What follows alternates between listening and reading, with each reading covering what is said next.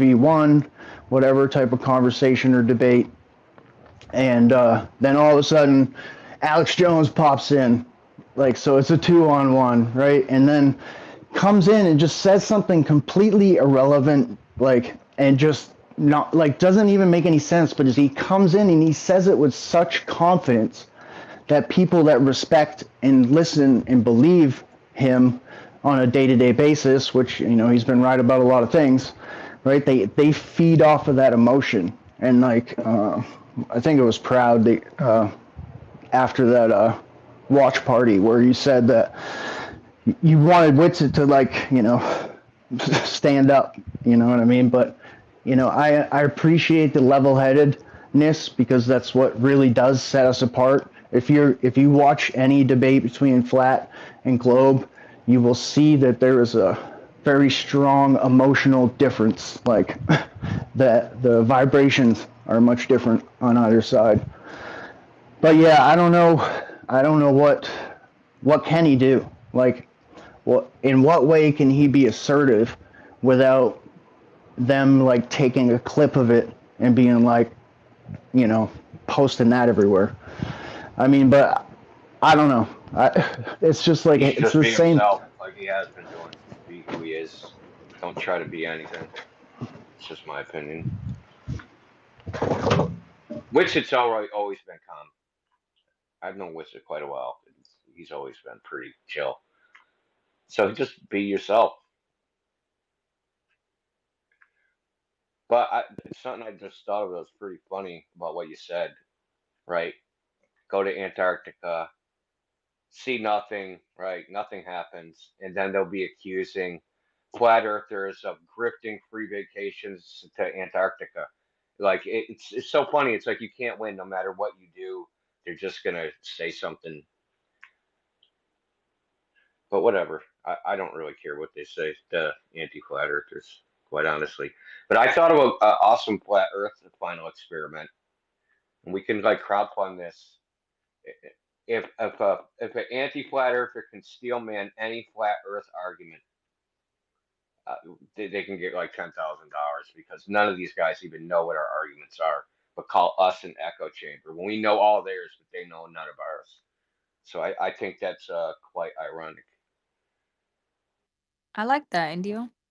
Might have to write that down. They can steelman a single flat earth argument. Oh, I'll say on record right now, it ain't finna be no 10 bands. I don't give a fuck. 7 years? Some of y'all been in here for 15 years. You better be able to steelman a goddamn flat earth argument. Maybe it'll be like a gift card or something. I asked the anti-flat earther to steelman a flat earth sunset, and he'd been in this topic for like 7 years, and he couldn't do it. He couldn't even partially do it. He couldn't even come up with even part of it. And I was like, dude, sunsets happen because the sun moves. How hard was that? Like, you can't, because he couldn't, like, say it. He was trying to incorporate his globe ideas into his steel man, and it's like they can't do it. They can't even describe things without inserting their explanation or their interpretation of the observation into the description of a phenomenon. Right. So an example of this, we got, hey, the moons orbit Jupiter. Hey, hold on. You don't see orbits. You see the moons pass in front of Jupiter, right? They can't even describe it right. Like, describe what they see. Like, when they look through a telescope, hey, I look through a telescope. Yeah, just describe to me what you see. They always insert their idea of what's happening into the description instead of just describing it. It's very funny to me that their view of reality is so tainted by a mental construct. Here's something you could ask a Glober. You say, if the sun moves beyond something that is above your eye line, then it will what? And the answer is, it'll disappear from the bottom up. Example of that is you're standing next to a tall building in, let's say, New York City. It's noon, you look straight up, you see the sun, and the sun moves beyond the building. It'll disappear from the bottom up. Now, if you go 30, 40 miles away, that building or mountain will appear to be at your eye level. And so when the sun goes beyond it, it will what?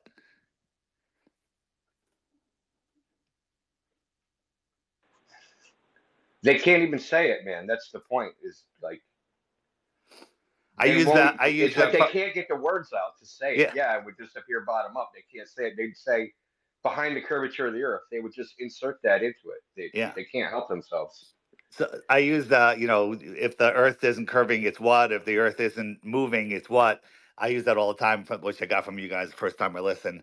Um, yeah, so the the line that flat earthers use all the time is the horizon always rises to eye level. That's not true. The horizon always appears to be at eye level. But when you look at the horizon in any distance, that horizon consists of all the land features and all of the atmosphere, all wedged into a horizontal eye zone. So in reality, when you're looking 20, 30 miles away, that horizon is thousands of feet above your eye line, but it appears to be at your eye level.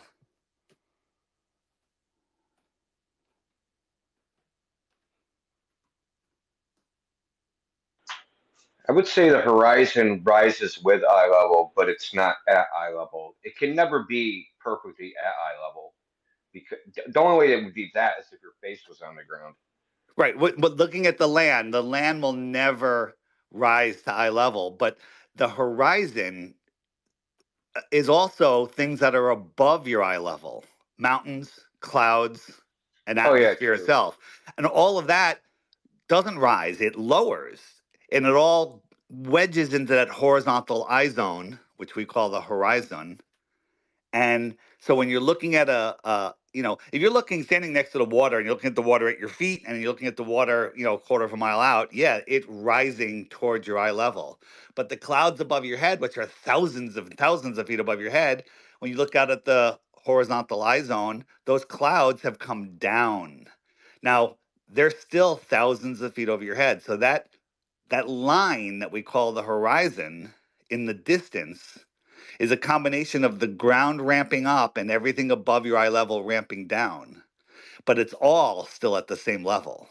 So that horizon is thousands of feet above your eye level, and anything celestial that's above it will go beyond it, and it'll disappear from the bottom up.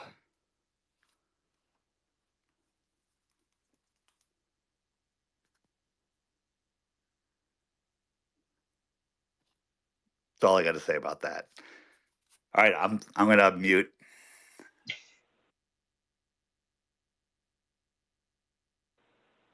People don't understand that as things get. I mean, they do to a degree, but they don't. Like if I'm on top of a mountain, I see a spot like 100 miles away. That horizon that I see, that's probably like a that I think I see, right? I see. Oh, there's the horizon.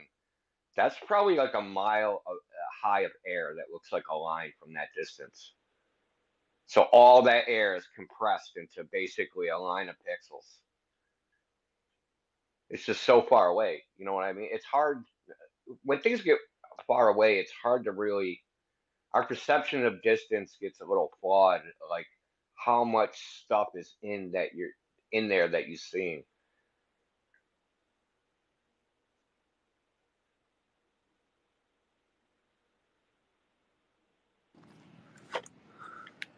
What's up, y'all? I'm back in this morning. I just wanted to pop in real quick and add to that. Dave's point is on point.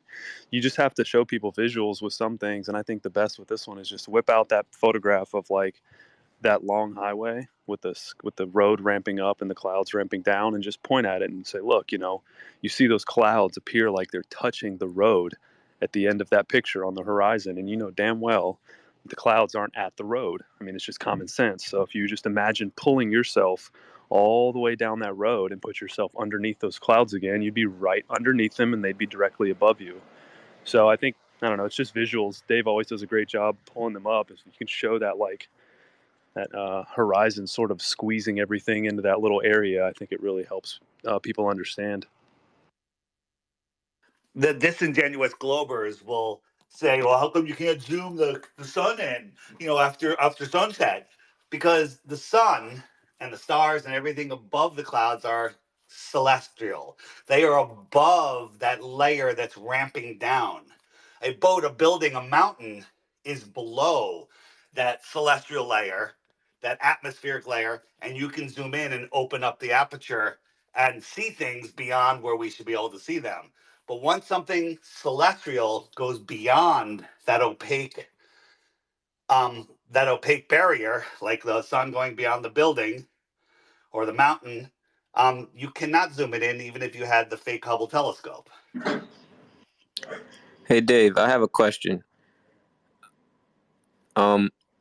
If we're looking at certain constellations that have sort of straight lines in them, it's something I haven't really thought about until just now.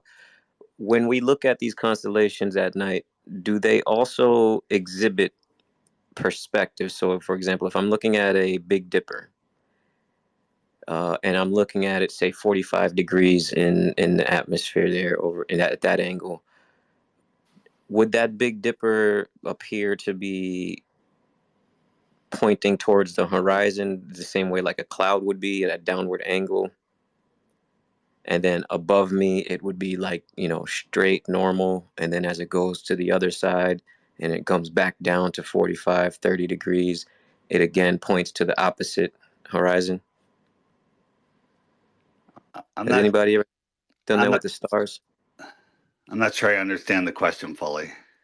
So you know how, all right, so we were just talking about the railroad ramping up and the clouds seeming to ramp downwards due to perspective, right?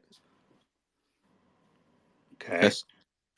Right. So when you're looking at the clouds, right, if you have like a line of clouds, right, it's like a straight line of clouds, the clouds look like they're aligned. Like the ones near you will be larger and wider, and they will become more narrow as they approach the horizon, right? Let's say 45 degrees and 30 degrees, and then at the horizon, right?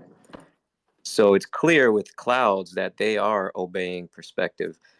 What I was just thinking about when you guys were talking about it was, does that also work when we're looking at stars? I've never looked at it myself like that. Yeah, it does, but it's not as observable because clouds are big and bright and measurable and shaped. Mm-hmm. Stars are just little tiny pinpoints of light, and as they get farther away, where it really should start to compress, you Mm-hmm. can't see them. You can't see a star at the horizon very easily, except from a super high altitude, because it's light. It's a little tiny dot of light can't push through the atmosphere. So they kind of disappear sooner. And the most important part, like my sun fade out videos, is that part right where they're at that horizontal eye zone, where they stop dropping because they can't drop anymore and they just go away. If you look at my sun fade outs, the sun is dropping, and they're like it's spinning, 15 degrees per hour. And then when it gets to the horizon, it stops dropping and it stays there. And the sun is way more obvious than stars because it is bright enough for us to see. A star, you just can't see it. So like like let's say I took a series of photographs over a few hours. At the horizon, there's, say, the constellation of Leo or something, right? So I take a photo, I sketch, I connect the dots to form the lion. As it's coming over the horizon, say 30 degrees, if the stars are obeying perspective, then the lion would have a certain slant to it, right? The same way the clouds at 30 degrees would have a certain slant to it, maybe less pronounced because they're farther away. Or do they not work like that at all? Because then that makes me think about the whole limit of vision thing and how these things are actually entering our vision in a different manner. Not 100% sure the answer on that, but my initial thought before actually testing it is that we see clouds exactly where they are. Mm-hmm. But the celestial objects, the sun, the moon, and the stars, we see them in an apparent position.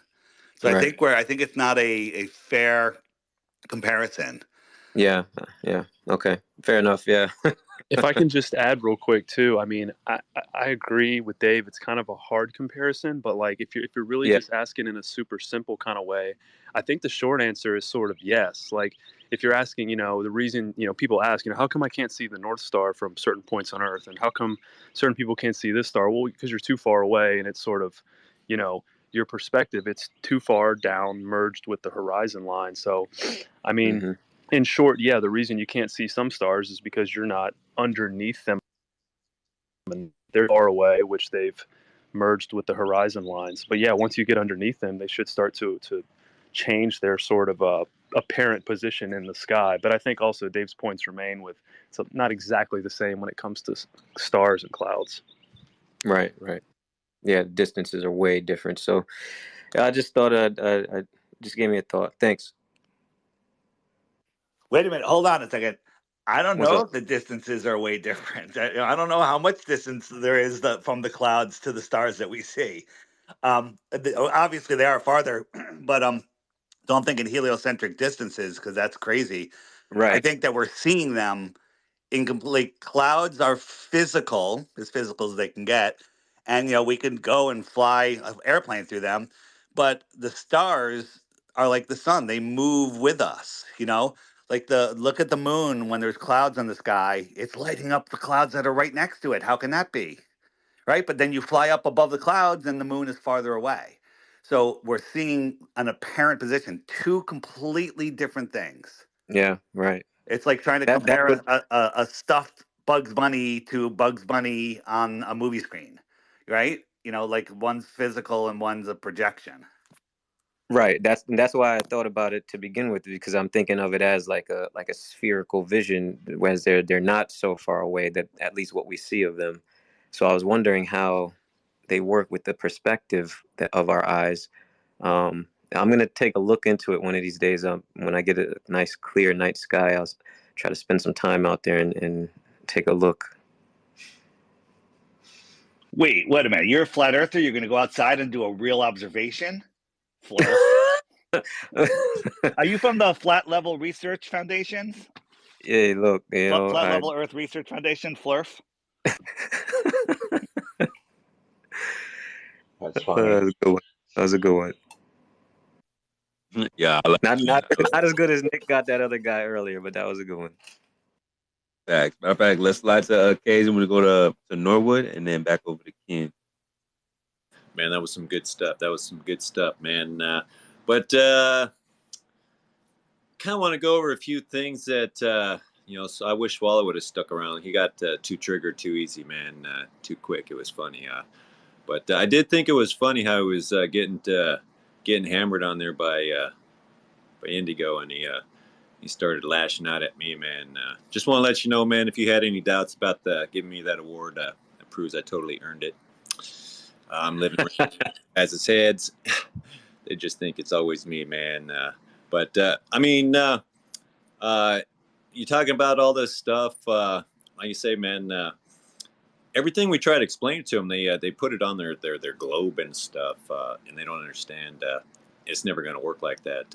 They don't understand the concept to sell John Jones with John Jones eyes. You got to see John Jones through John Jones' eyes, man. They're not even looking at it from our perspective. They always want to put stuff on their spinny balls. But on that Antarctica test, man, if a bunch of you globies want to just go down there and film this thing, I'd take that as credit. We got guys who can check the film on that, make sure it's not doctored. We ain't scared of that. You worried about cloud coverage? I hear they got solar filters that can go through that and check it out, man.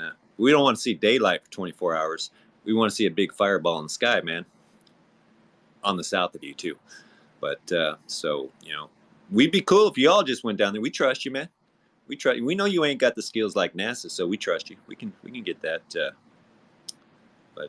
Yeah. But that's pretty much all. Oh, and Mr. Potato Head says that you're censoring him, Sacred. He's been asking for a mic for like 2 hours. You won't give him one, so. What? No, he ain't. Yeah, he is, man. He's up in the timeline saying that he's been waiting for 2 hours and he ain't got that kind of time, but he's, got time to be in the threads and stuff, so. Yo, tell him So request him right now. Potato head. What happened, bro? Who's that? not a spud.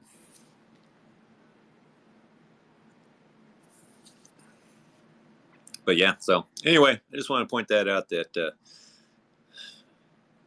he says that you won't give him a mic. But that's all I had, man. But yeah, we totally trust you, Globies, man. If you want to, rescue your life and go down to Antarctica and freeze your balls off and, film a 24-hour sun, I'm cool with it. I don't know about everybody else, but I'm totally trusting y'all. Whoever was next, go ahead, man. Yeah, thanks. Good to see you, Sacred. How you been? Is this really episode 101, dude? Good for you. Season 2, 101. What up, Norwood? 101, man. I thought it was some Dalmatians up in here. Good for you, man. I get asked all the time, like, what's some of my favorite spaces in Space Host, and you're always in the top 5. Like, I love your space. I wouldn't call myself a glober, but I am sitting next to the pool at my beach house in Central Florida, so I am a baller. My question is, and I mean, and I mean this sincerely, what's the motivation behind the misdirection of the shape of the Earth? So whether it's a globe or whether it's flat is not my question. My question is, what is the value and what is gained by the proliferation of the globe model as opposed to the flat model? That's a deep question. I have a theory, but I'll let somebody else go if you guys have anything. Bro, Norwood come in here and ask the same question every Why would they lie? time. I never get an answer. $334 billion a year. Would you lie for $334 billion a year? I probably couldn't stand the pay cut. Same question though. Look, you have to identify who, right, to know why. Most people are just believers. So the same way that people are taught religion and then their kids believe their same religion and they were taught by their parents, that's the vast majority of people. It's just a tradition, and everybody just repeats it. Oh, it's a globe because blah, blah. They don't even know why they think it's a globe. The average person has no idea why they think it. They were just taught it. So, like, I agree with that. Yes. I agree with that response. Who is The deceiving? difference, though, You have to identify the parties that are actually doing the deceiving to know. I would say I'm in with the you. past it was metaphysical and based upon philosophy. Hang on. Let me ask you a follow-up real quick, because I agree with you in that sense. However, religion is the system of control that comes with directives, depending on which model of theism you subscribe to. If you're a Wahhabi Muslim, there's a huge difference between that and a Jain Buddhist. So what is the marching orders of the globers that Statism. they get? It's So what? if the highest moral authority is not God or something metaphysical, then it's man. Right? But I could achieve the same thing by convincing the whole world that it's flat. What's the difference in the motives? How could you achieve the Because same? religions are different. You couldn't convince everybody that the highest moral authority is man on a flat Earth, because a Why flat not? Earth can't be supported because there's no naturalistic, materialistic viewpoint that can lead to a flat Earth. Right? In the globe model, there's the Big Bang, evolution, all that stuff. But why does the shape of the Earth determine that? Why couldn't it be the same message if the Earth was flat? Because you can't, I just explained it, you can't get it from a naturalistic, materialist viewpoint.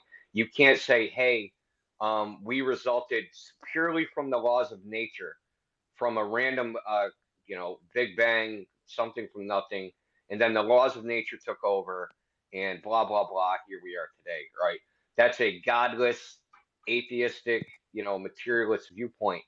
You can't get from there to a flat Earth. You can get from there because to a spinning ball, but you can't get from there to a flat Earth.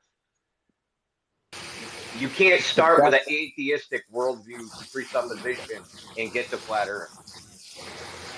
Okay.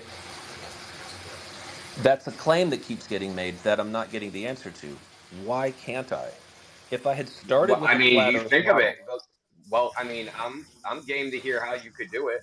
I mean, well, I could do it the same way that we could do it with a globe model because all of our scientific instruments still work the same. If the Earth is flat, talking about like magnetic degradation and things like that, if the Earth is flat, compasses still serve their purposes. Airplanes still overcome lift. Elon's still blowing shit up down the street from my house all the time. If the Earth is flat, everything is still working. yeah, Okay, but I Why got does yeah, the but globe why? change the How narrative? was the flat Earth created? How I was don't the know. globe That's created? Yeah, I well, don't know. exactly. I don't know, but it can't. It doesn't come from a naturalistic viewpoint. You can't Okay. get a flat Earth from a naturalistic viewpoint.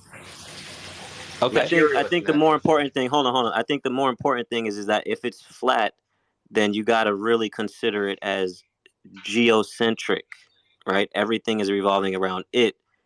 And so when you say everything works the same, it doesn't work the same, because what he's saying is that if it's geocentric, it's critically important to whatever is going on around it, right? And that's not by chance. You can't get to that from that whole by chance thing. So the belief That makes systems of sense. That everyone makes sense. would be That makes different. sense. Yeah. That makes sense. So Yeah, the that's a next good point. question The is Copernican principle hinges the globe. that's a great point. I like that. That's actually the most real answer I've gotten for this question. The follow up would be: is this heliocentric flat Earth model unique?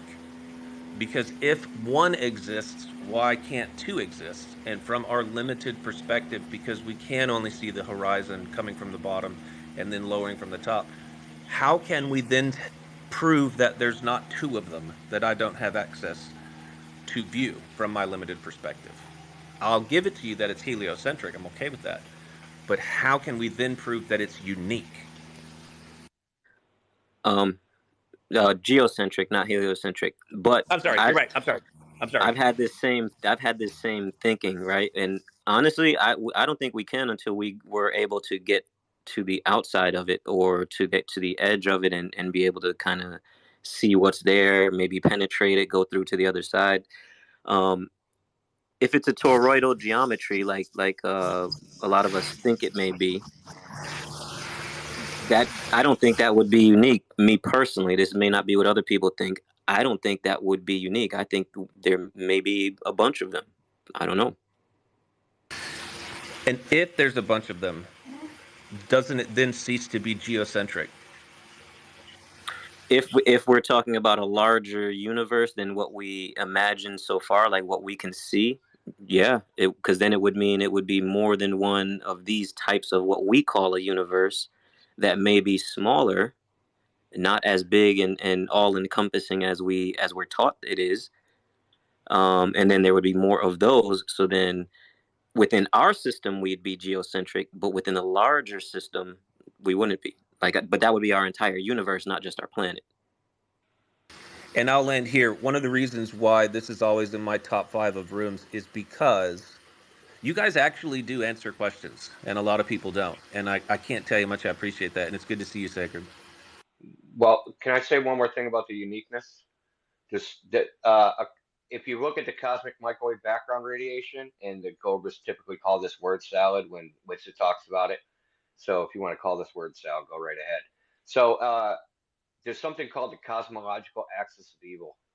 And this is the name so-called science has given to the observation of the cosmic microwave background radiation, that it appears that Earth is in the center of the universe. So so if you look at the power, the density, right, the density profile of the CMB, it appears that it's coming from every direction evenly, right, which would mean that we're in the center. It doesn't have a preferred direction, right? So if there was a big bang somewhere out there in space, that would be the center of everything, right? And then we would be, like, if you looked in one direction versus the other direction, you'd see more energy in one direction versus the other direction. But according to observations, it appears that we're in the center of everything. So even if there was another flat Earth, they couldn't possibly be in the center.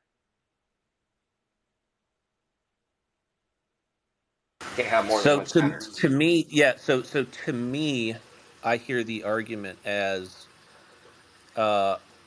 due to the magnitude of the claim, then it lends itself to other claims being believed by default. Yes. Okay. Yep. I got you. Yeah. I got you. Okay. Yeah.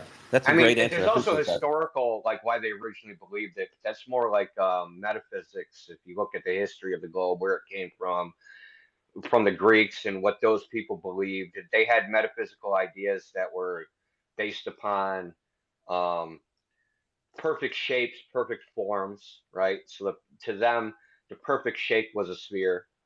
Therefore, the Earth must be a sphere. And then physics was used to prove metaphysics. So they went out into the world and they didn't have problems with things like cherry picking and confirmation bias. Those are modern ideas that we know that's not how you do things. But back then, they didn't have a problem with it.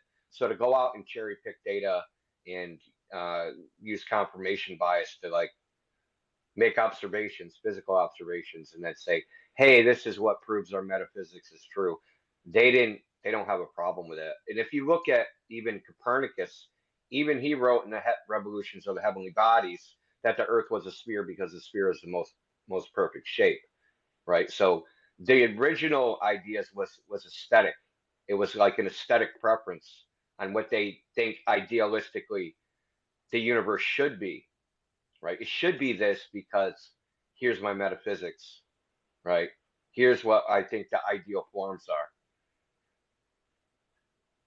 And it's built on that, right? And it's built on that over time. And now here we are later, you know, 1,000 years later, talking about the same thing. And but I think at this point, it's more like it's been leveraged to support like basically a godless atheist worldview. And like I said, once you do that, once you've taken God out of the picture, who is the highest authority? It can only be men. Do do you ever feel as though that is an inversion of the way it should be though? Because the claim of the geocentric does put man in the middle as special, elevating him as a species out of a position where he should be just part of the creation. But Because we're if I'm in the subordinated it middle, to the creator, right? right, but if I'm in the middle and it's all about me and it's all for me, to me that is an over-evaluation of the creation, not putting the creation where it should be as subjugated to the creator, as just part of the whole, not in a special place in the middle where it is all about the creation and not the creator. Yeah, I understand that. I understand what you're saying. That makes us, it almost seems narcissistic to say, yes, we're special, we're in the middle of the universe, all this is made from us because we're so great. But it's more like it's a gift, right? And just like if you get, I don't know if you have children, if you give your children a gift, you expect them to be grateful, right? And to like, to like, my house, my rules type thing, right? You know what I mean? You're using like, yes, I bought you a brand new bike and it's your bike, but, and I love you, but I expect you to respect me because, I'm taking care of you. So but without that, if you're sitting there just saying, hey, dude, it's just a random thing and here we are, that's basically no rules, no standards, nothing. It's just a free for all at that point. Dog eat dog. I think it doesn't have to be that way. But who can say which way it would be if we didn't have religion? Because we do have religion, so we won't know what it would ever be like without having religion and having that kind of viewpoint. I don't think it has to be that way. To me, it's not I necessarily religion per se. It's more like an objective moral standard. In a right, materialist worldview, you can't have an objective moral standard. It doesn't exist because everything, including your thoughts, even the idea of truth, are just chemical processes created by your freaking brain, right? They're agree. just atoms and molecules and quantum and freaking gravity and every other, chemical processes. Your thoughts, your ideas, your feelings, they're just a consequence of physics. That's all Hmm. they are. And like Agreed. like morals, they're just a consequence of physics. Like if you take that viewpoint, there's no such thing as morals. It's just like chemical reaction. That's that's some shaky ground to be on if you want to justify not killing people. Yeah, I Hey, didn't do were it. you It was physics. there Well, before? Were you on that level before? well, I guess my concern with that view, though, no one is I don't find it loving that a benevolent creator would make it so difficult to discern. If I had a kid, I would go out of my way to make it very clear to them that I love them and I had their back. I wouldn't leave it up to technology thousands of years later to disprove something that our ancient ancestors got right the first time.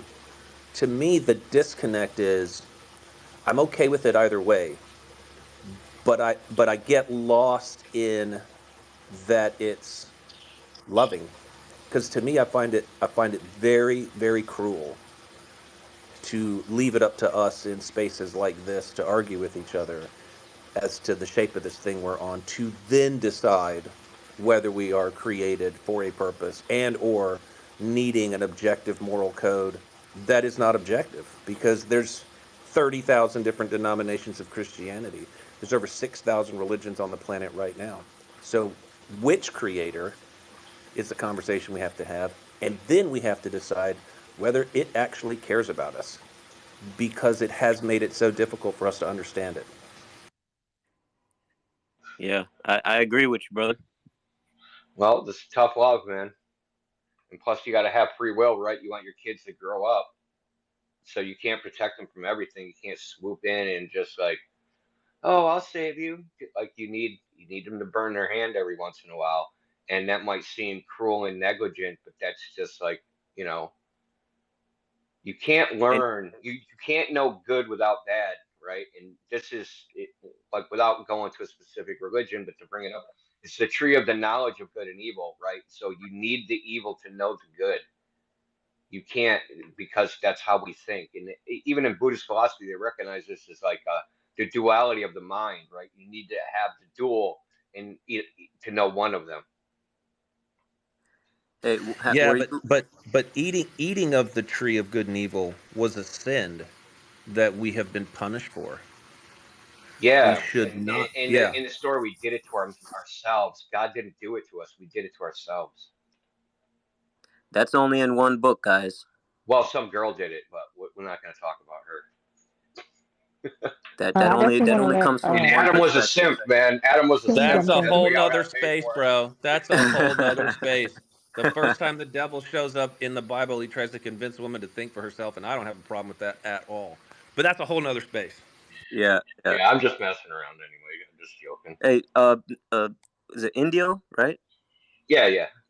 I wanted to ask you, were you always a believer in a creator, or did you come from a background that you didn't believe before, but you believe now? I was raised Christian. Um, in my when I was younger, probably 17, between 17 and 24. I kind of,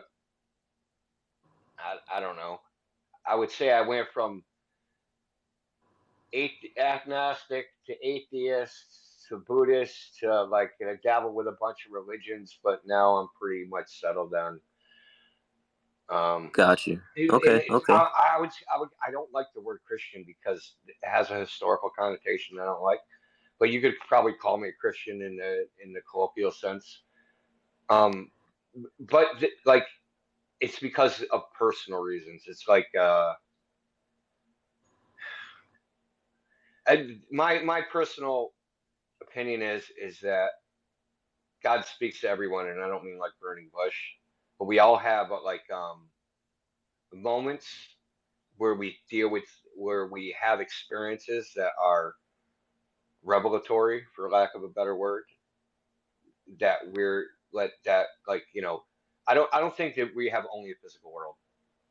Okay, people call it spiritual, you can call it metaphysical, you can call it whatever, and I think people have experiences which can't be explained by normal. This just happened, and how But Hey, you why react. why Everybody why has a isn't it a choice on burning how they bush? react to them. And What, like, Why what? why isn't it a burning bush?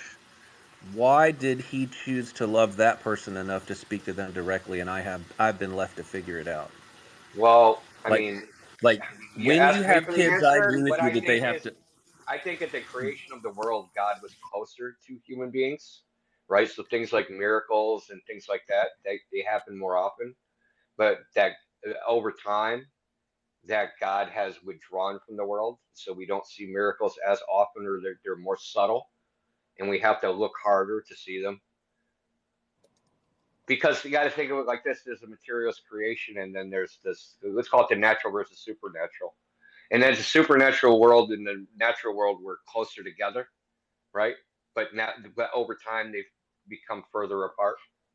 So the people that believed, like back in the past, it was easy for them to believe because miracles and things like that were more of a common experience, whereas now they're very rare. So to be a believer now is even harder than it was then. It's even more of a challenge. So now think about it like this: like, say you lived at the time of Jesus and you saw Jesus was resurrected, but it's easy to believe in Jesus. That's no problem. 2,000 years later, when it's just like some book, some that some person wrote, especially and all the devious perverts that have been in the results of like so-called Christian leaders, wars, killings, the Inquisition and all the bad stuff that's happened, posing as like devotion to God, but it really wasn't. It was just like people twisting things, right? So then it becomes very hard to believe in that because it's further away from the source, right? So as time goes by, like it's like think of remembrance of an event. The further you get away, the worse the memory of that event becomes. And I think that's just the way things have progressed over time. Because if you read the Bible, for instance, in the most of the miracles happen in the beginning, right? And over time, God like withdraws from the world. That's just my opinion. You can take it for what it's worth if you want to. Yeah, no, I agree with that. I think to me, and we are very civilly arguing with each other, and I can't tell you how much I appreciate that. To me, it goes back to the narcissistic viewpoint, though. Like, I'm a rich white man in Florida. I have the luxury to sit around and think about this. By the end of today, Yeah. I 1,500 get it black kids. too. Hang on, People ran out getting bolder 1,500 fish black. and running. Hang on. 1,500 black kids are going to die today under the age of 5 from malaria in Africa, while their parents are praying to a different God that you believe in, and that just freaks me out. Like like if it were up to me, the best way to disseminate the message that I love you would not have been to hang out with 12 fishermen in Bronze Age Palestine and then have people translate it 65 times, over the course of 2 millennia. It just bothers me. I'm not saying it's not true, just like I'm not saying the earth isn't No, flat. But I'm saying if it is true, I don't find the love in it. I mean, but you're judging it from your viewpoint. You know what I mean? Is this the Garden of Eden? Good question. I live Hey, in the Adam was Garden of here. Eden, That's That's one sacred. question. You, what we you talk. hear my pool fountain? I'm in the Garden of Eden. hey, Norwood, I'm with you Love you, on dude. this. I'm with you on this. I don't see it as that either. It's just I think a bigger question would be, do you believe in something other than what is physical? Yeah, I actually love that question. And I mean this sincerely. I think it's flawed. I think it's Mm. flawed because when you start using words like belief and faith, you're admitting a lack of evidence. And I'm not opposed to it. I just think that your evidence should scale with the claim that you're making. So if you're saying that I believe this, well, Ooh. why do you believe that? And Okay, and check. the right, you with me? I'm So with like, you. yeah, I'm I with you. don't. And I have faith that the chair I'm sitting in is going to hold me up because I've sat in it a bunch and I'm drinking a lot of box wine while sitting in it, to include right now, because I haven't gone to bed Absolutely. yet. How rich can you be if you're drinking box wine? I'm What's up, rich King I'm because Gentleman? I just buy box wine. Right, box wine is a deal, bro. it's a good point. Box wine's a deal, bro. Yeah, I drive a scooter. right? I collect dollar bills, not material objects. Anyway, I'm hogging the mic. Y'all go ahead. I'm listening. So I was Great just I debate, gonna got let Catherine, two as let things. always. Tim jump Ah, in. We've been waiting. Okay, go ahead. I got two things for you later, Norwood. Me? Yeah, good morning, Ken. Good morning. Now, a couple of things. First one I was going to mention, it's been a while since I had my hand up, on the compasses. Um, I heard somebody talking about, south pointing, magnetic compass. And I've looked into compasses, and there are two compasses. The only difference that I could find, while looking into them, was that the one that they use in the south has uh, a lighter north pointing end. I guess it's because of the magnetic attraction or whatever. They need it to be lighter so that it not as heavy as it is in the north. I guess the pull is stronger in the north than it is in the south, which is close to the center. But I digress. As far as why God lets people suffer, um, I think you should look at it as um, a viewpoint from your own children. Let's say you have a son or daughter, and they choose cocaine and partying and stealing for a living, uh, so that they can get what they want. And you try repeatedly in the beginning to correct them, to bring them back to living right. But they have free will. They're a grown person, and they can do as they please. And at some point, you're going to withdraw. Maybe not completely. You're always going to hold out hope for them. You're always going to extend that helping hand out. But at some point, you realize that the only way to save them is if they reach out and take your hand. And either they will reach out and take your hand and accept the help that you're offering them so that you can help them out to live a better life, or they won't. Does that mean you love your children less? I mean, I don't get the analogy of, oh well, people over here are dying, and I'm living like a king. Okay, well, you know, there's a lot of circumstances that makes the world what it is.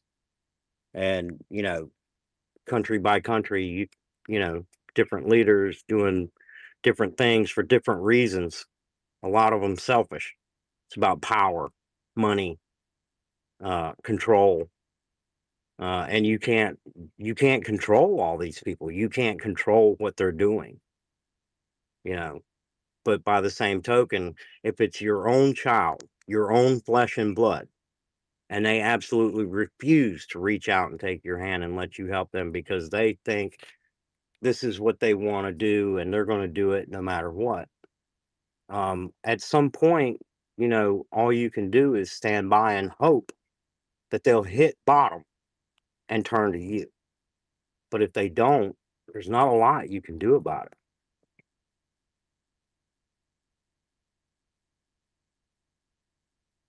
If I was the creator of all things, I would not create a baby and at 8 months old in Kenya have it killed by a mosquito that I created before it had the chance to reach out to me, know right from wrong, and make the misstep of living a life of crime and cocaine.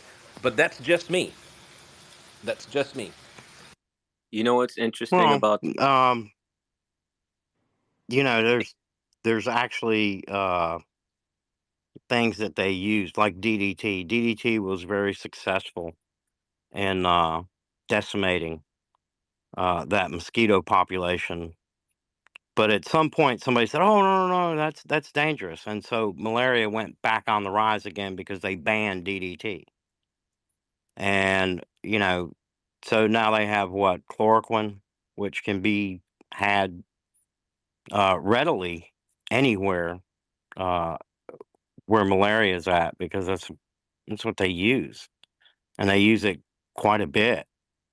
So now it's a distribution thing. So we have something that you can take regularly that's safe and will prevent these things, but you have people that aren't getting it and they're dying from malaria.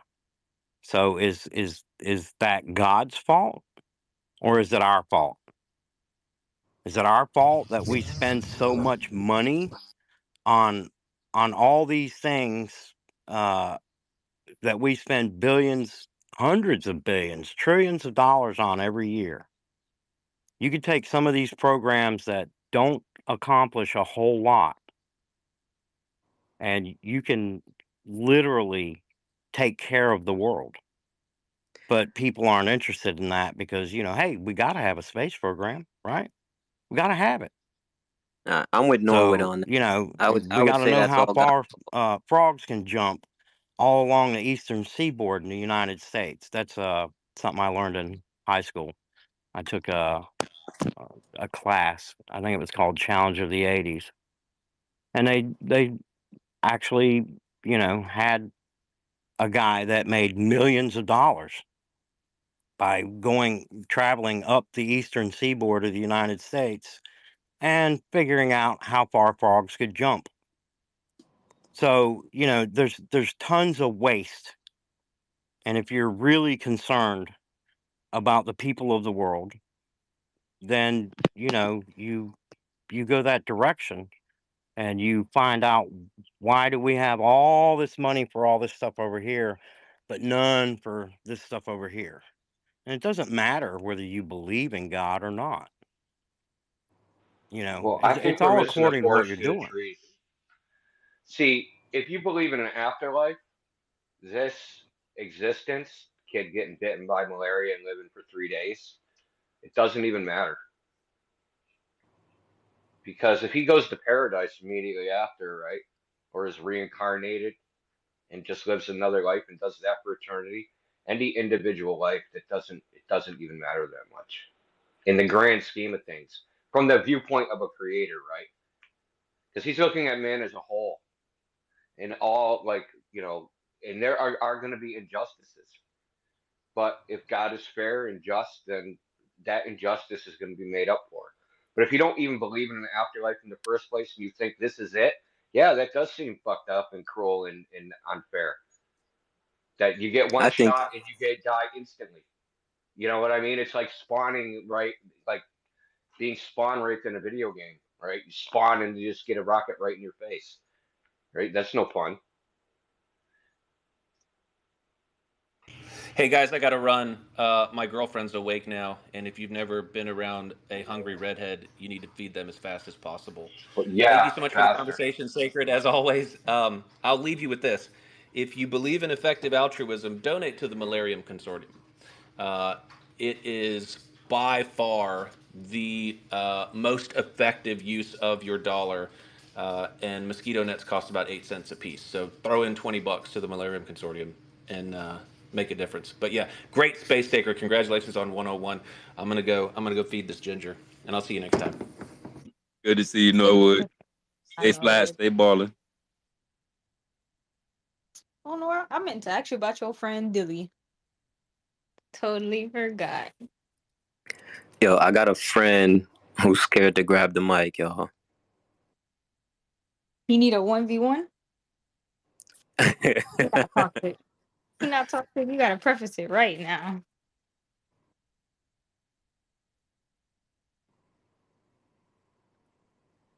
Can you see Mary Ann anywhere? Send her a mic. While I search for Marianne, was it Lucy? Good morning, everyone. Good morning. It's Another your great, Saturday. yes. Um, okay. Thank you, Ken, for bringing the subject back to the compass again, because that's what I want to talk about. I have a question about to know whether my thinking is correct on this, but it'll take a little while to set it up. Okay, last year I got interested in electroculture, and I was watching the YouTube videos of this guy in France, I believe, and he was telling how to, use it to. One of the things was to use it to heal sick trees, and so the old big tree that is on the west side of my house that protects me from the afternoon sun is in the process of dying. I guess about a third of it the limbs have just died. And so I thought, okay, I'm gonna try this. And so the process, one of the processes was to get two like 3 or 4 foot rebars, and on the end, I can't remember if I put it on both ends or one end, you get these circular magnets, slip them over the end. So I did that. And then he said, those have to be parallel to each other and exactly oriented to magnetic north, which means you have to have a compass. And he said, don't just use a dime store compass, get you a good compass. So the one I ordered, it was, I don't know, it was about $50, I think. And so first I laid them out to what appeared, for me, what I assume is magnetic north is sort of northwest of me. So I started with them both that way, and I'd check them. I have to keep moving it a little bit more toward true north. I had to keep moving until I thought, that looks like that's due north, but I guess our house is not laid out straight or something. I don't know. So I did them according to what the compass said. So when this discussion started this morning, I thought, you know what? I've never used that compass in my house to make sure. Well, first I need to say I live in the Texas Panhandle, which is just pretty flat, not super flat where I live, but it doesn't have these curvy roads. And I live on a county road, which are laid out all across the Panhandle in a grid. The roads are just, I assume whoever laid them out knew where east and west was and north and south. And and they're a mile apart. So I live on this county road. My house, just to look at it from the road, appears to be laid, what my mother said, square with the world. Okay, so I thought I've never checked that with my compass. So I did, and you can look in the purple pill at the picture I left. I have a shelf in my living room on the north-south wall. And so I laid the compass up there so it would be perfectly flat. And I took a picture of it. And it shows that magnetic north and true north are the same. And if that's not what it shows, somebody tell me why, please. Thank you.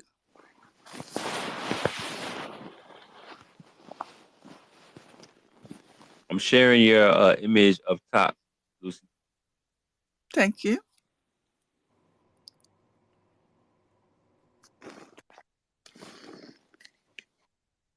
Because shouldn't the compass be pointing more to the left toward what we're told is magnetic north? Or have I just misunderstood that whole thing? I mean, in some places they will match. It matches mostly in Central North America and in Europe. It pretty much matches like the geographic north. Why would that be? Why would it match in some places not? Well, I mean, in the globe model, it's because they say that because they claim that Earth is an electromagnet, basically with a spinning molten iron core that's electrified. They say because of variations in the material in the core, that the magnetic field lines don't always line up to the axis of rotation. So if the Earth is not a globe, what would be the explanation? I mean, Well, the explanation, I guess, would be, well, it would be speculation. You could just say, I mean, that you'd have to figure it out. I mean, there would be no good reason. I mean, what you could have, like, you could have, so you know what lodestone is, right? Have you ever heard of lodestone? I've heard of it, but I don't know what it is. Yeah, when they used to make old compasses, they would chip off a piece of lodestone and stick it on the end of a wood. So lodestone is magnetized iron that exists already. So it just could be like blobs of lodestone in different places, right? Magnetized iron that's oriented in different directions that makes the compass deviate. That could be one reason. You mean like in the soil in this area or something? Yeah, in the soil, underground, magnetic mountains, things like that. I think there is like a famous magnetic mountain in Utah or something. But then if the lodestone was buried in the ground to the northeast of me, then it would make my compass point northeast, wouldn't it? Yeah, because the magnetic field is so weak that even like a small variation, it wouldn't take a lot to make your compass deviate. But that would be speculative, man. It's like we could start just like digging under the ground, trying to figure out why my compass is pointing in the wrong direction. I mean, there's a practical matter to figure it out. And like I said, in the globe model, they just claim there's a variation, and that the magnetic north is moving around. So like right now, it's supposed to be somewhere in the Arctic Ocean. And in the south, it's supposed to be somewhere in the Southern Ocean. It's not even what they say is the magnetic North Pole and the magnetic South Pole are not at the geographic south or geographic north. And that if they align right. So say you took your compass, it was nighttime, and you aligned it to Polaris, and you saw your compass is pointing directly at Polaris. They would say that that's just a coincidence, basically. That the magnetic declination in your area just happens to align with that. But if it actually pointed directly at magnetic north, that it would be deviated off by, I don't know, from, you said you're in Texas, so probably like 4 degrees or something. Okay. Well, it's complicated. Like they've known for centuries that the needle doesn't match the sky, basically. The magnetic compass don't match the sky. They've known this for a long time. That generally in the so-called northern hemisphere, North America, because this is where it was important, right? When they came to the New World, right? They're sailing from basically the Mediterranean to North America. When they knew for that purpose, basically it was close enough that they could use it for that purpose. It doesn't become crazy until they go basically out of the North Atlantic. Okay, well, for those of you who have a good compass, I have a request. If you could check in your area and see if it, see if where the compass points to, and you can DM me with the results or we can talk about it next week or whatever. I have this theory about the pole the poles. My theory is that if we're depending on government or corporate sources to tell us that magnetic north is shifting, then there might be a good chance that that's just fear porn. And do we have independent sources who have tracked this or have equipment to check it or whatever? Because my default position for most things that come out of official sources is that there's a good chance that that's a lie. So anyway, I would like some way, to start testing it, or people a lot smarter than I to look into it and see, okay, Is this just a story we've been fed, to keep us in that fearful state? Or is it something that could really happen? Being a believer in God, I don't see it,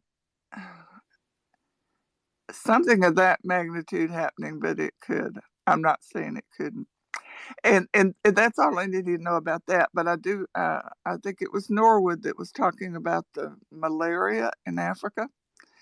And I will try to DM him. I don't know if he'll see it. But what I want to say about that is we learned during COVID that the hydroxychloroquine or the chloroquine, whichever it was, there's a natural source for that.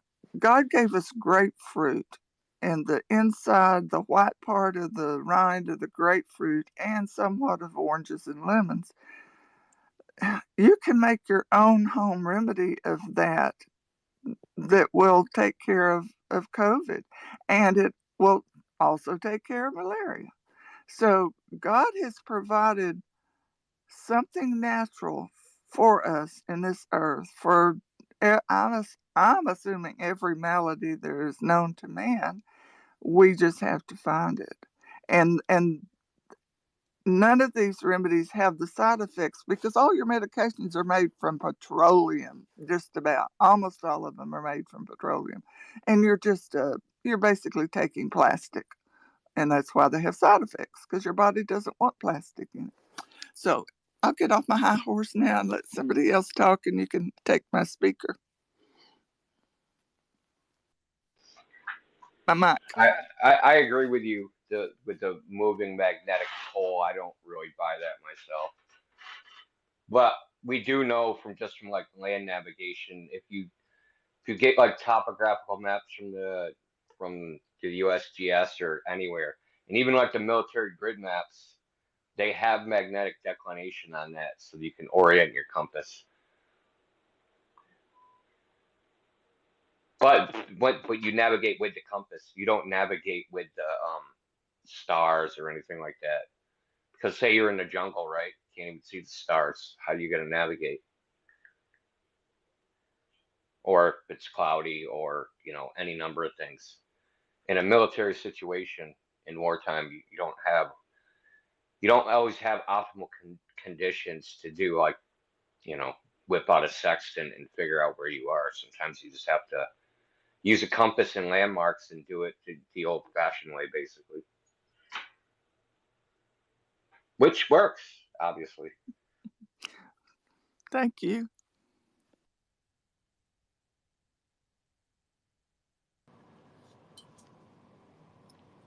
I don't know if I want to top on it.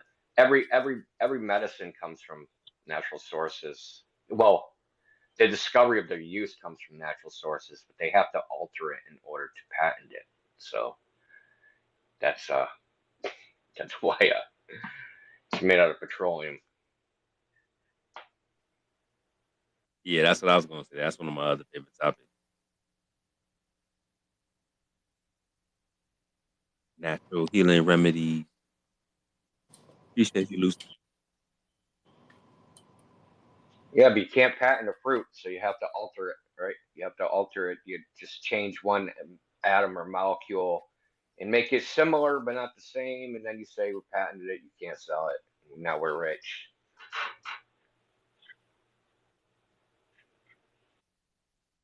Yeah, I fired my doctor a long time ago. If I break a bone, then I'll go see a doctor, but otherwise I don't.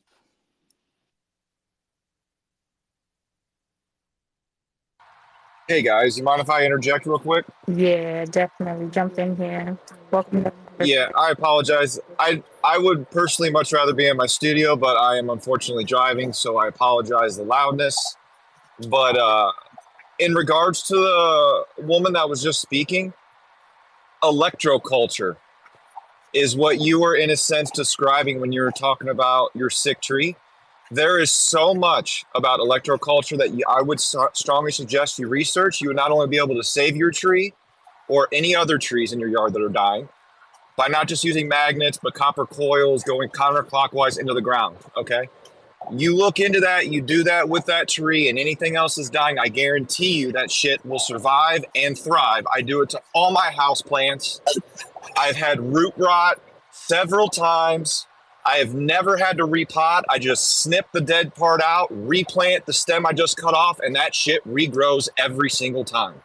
Now, with that being said, I do have two questions that are completely not even regarding what I just said. It regards flat Earth. So I just wanted to get that part out first because that stuff is super fascinating. The toroidal fields, the electroculture, the free energy, I love it. But my two questions on if we live on a flat plane, because I'm like 50-50 because I find contradictions on both sides.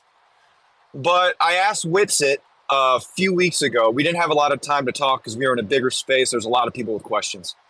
But I asked him if he could answer, if you could explain cataclysms if we live on a flat plane, and would somebody be able to explain the downward pressures regarding G-forces when you're flying an F-18 or some sort of jet aircraft? Because I personally feel like it could go both ways on whether we live on a flat plane or a globe. However, cataclysms happen all the time.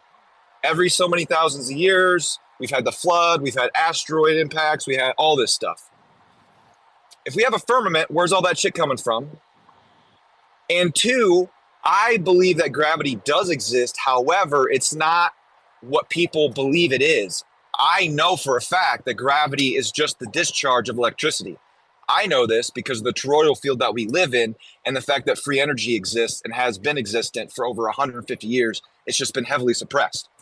So with those two questions, is there anyone that can give me a little perspective on what you think cataclysms are? And because I believe it's just a bunch of downward pressures. I don't believe in any of that other extra stuff. It's just G-forces. That's real.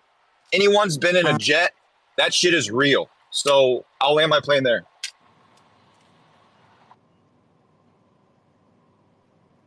Hey man, you about halfway there. Uh-oh. Well, yeah, it's just there's a lot of things I believe in, but like what I said earlier, there's a lot of contradictions on both sides. So it's like that Dave guy, that so-called professor, he's a joke, dude. I saw Flat Earth Dave have a debate with him a couple months ago. And Dave, I would love to have a conversation with you, not on this, but just on Flat Earth in general. But Dave was very rude. Like the Professor Dave, he was very rude to Flat Earth Dave the whole time. He was attacking his character. He wasn't answering Dave's questions. And it was like a sleight of hand tactic, dude. And I hate that shit. But I'll end. Sorry, I don't want to go on a rant. I'd just like to respond to what you said about my tree. I did other things. One of the things the guy suggested was to twist 2 copper wires together and make it in a circular formation, but not a completely closed ring. And you can hang that on the tree, or if you've got a big enough one, put it around the base of the tree. And so I've got one of those out there. And then I also took a waterproof envelope, and then on an index card, I wrote the words, "I am a beautiful, healthy tree." And I put that inside the envelope, sealed it up, and I put that up in the branches of the major trunks of the tree. So I'm trying several things, and I haven't seen any more branches fall since then, any more major branches, because it was like every year a huge branch in a windstorm would just fall off, So anyway, I'll Nature is a beautiful thing, man. But I wouldn't stop with just one coil around the tree trunk. I would wrap probably one, if not two more, a little higher around the trunk. Because the more you can give that electromagnetism to that tree and that root system and all the living plants surrounding that area, the better it is. Also, take copper coil. You can take just a wooden dowel, stick it about 3 feet, 2 to 3 feet into the ground, and have it come up about 3 feet above the ground. But before you do that, wrap in a counterclockwise copper wire all the way from the top of that dowel straight to the bottom of the dowel, and then stick that in the ground. Do that a few times around the tree, and you'll be set for life. You'll notice signs within just a couple days. It's an amazing thing. Okay, well, I did try that in the garden last year, and I couldn't tell any difference where I put them. But the guy also said he said if you've got them too close to very tall trees, the tall trees capture all the benefit from the atmosphere, and Yes. and so I'm not sure how that would work if it's right under the tree. And no, when I said do the coil, do the dowels and the coil in the ground, you have to connect them. When you connect them from the base, you ground all of them together. So if you have 2 or 3 or whatever, it creates an electromagnetic force field around all of those plants and trees. You won't have any pests, you won't have any rot, you won't have anything, but you have to connect them through a ground. You can't just stick, like, if you have one, that's fine because it'll feed that root system. But if you have multiple, my strong suggestion would be to connect all of them together. Then you'll see. Oh, well, okay. I just thought of something. I probably can't do that because the sheep graze there on occasion. Oh, yeah. And so I go out every once in a while to make sure they haven't moved the rebar and so far that's stayed where where it is. They don't tend to eat super close to the tree because nothing grows under the tree, but that doesn't mean they don't run across there every once in a while, And they would try to scratch on anything sticking up. Yeah. So. Yeah. I'll land here. I'm about to jump into the grocery store here real quick. I'm going to stay in the space, and I'll probably chime back in when I get out. I appreciate the time, Sacred, and this is an awesome. Wait, space, are you man. Josh or you Zach? I'm the host, Josh. Yeah. Speaking of the podcast, I don't know if any of you guys are familiar with Ashton Forbes or Dr. James Joyce, but they're going to be on the podcast tomorrow for at least 2 hours talking about free energy, devices, and the possibilities. So if anybody's interested in that, it starts at 1 p.m. Central Standard Time, and yeah, I hope to hear pretty much everybody. If you guys can chime in if you want, but those first 2 hours, Ashton's only got a specific time limit, so I want to give him as much time as possible. But with that being said, everyone's welcome. It's going to be a great no space. doubt, man. Feel free to drop the link in the purple pill. Oh, you said something interesting about the you said something interesting about the go ahead. Asteroids, right? And I'm a little skeptical on like the history and like all the things that they claim. That to me, that's one of the anomalies, in my opinion. Just like the history of discovering craters and when they conceptualize meteorites, because it's really meteorites that hit the Earth, quote unquote. But they conceptualize the meteorite before they even found one.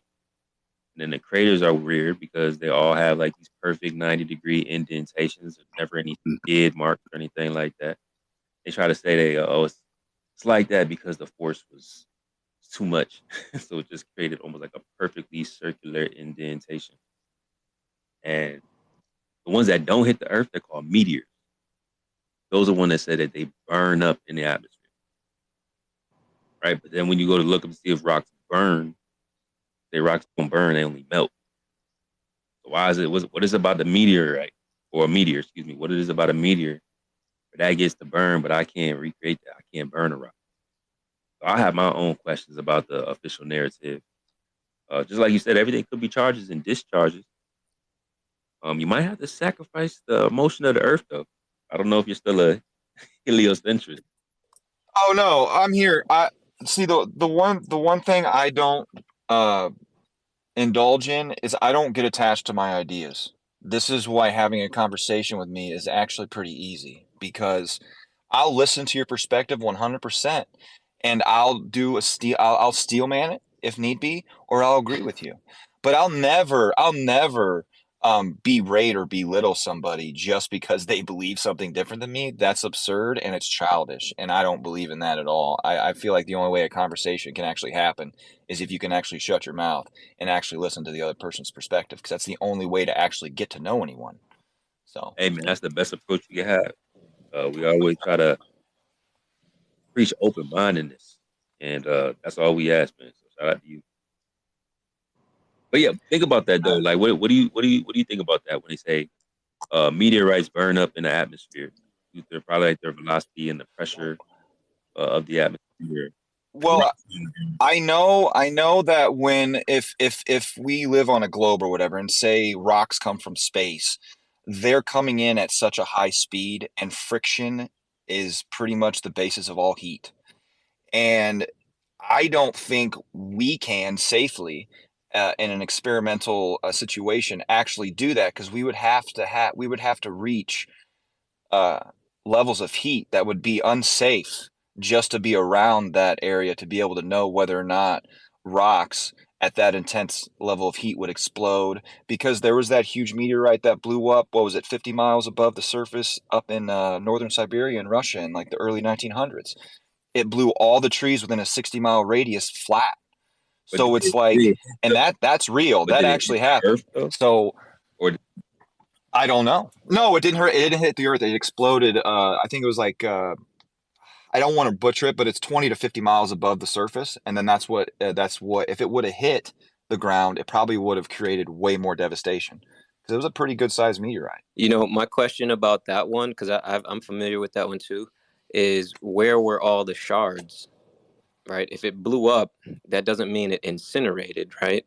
Where were all of them? Yeah, that's where shungite comes from. If you look in the Shungite village in Russia, it's the only place in the entire world with shungite, and it's from an asteroid. They actually say it's from that same one that blew up. It's the only place in the world you can find it. And the crazy thing about shungite, dude, it has anti-electromagnetic, like anti-EMP. How do you spell it? Shungite. So how do you spell it? Shungite,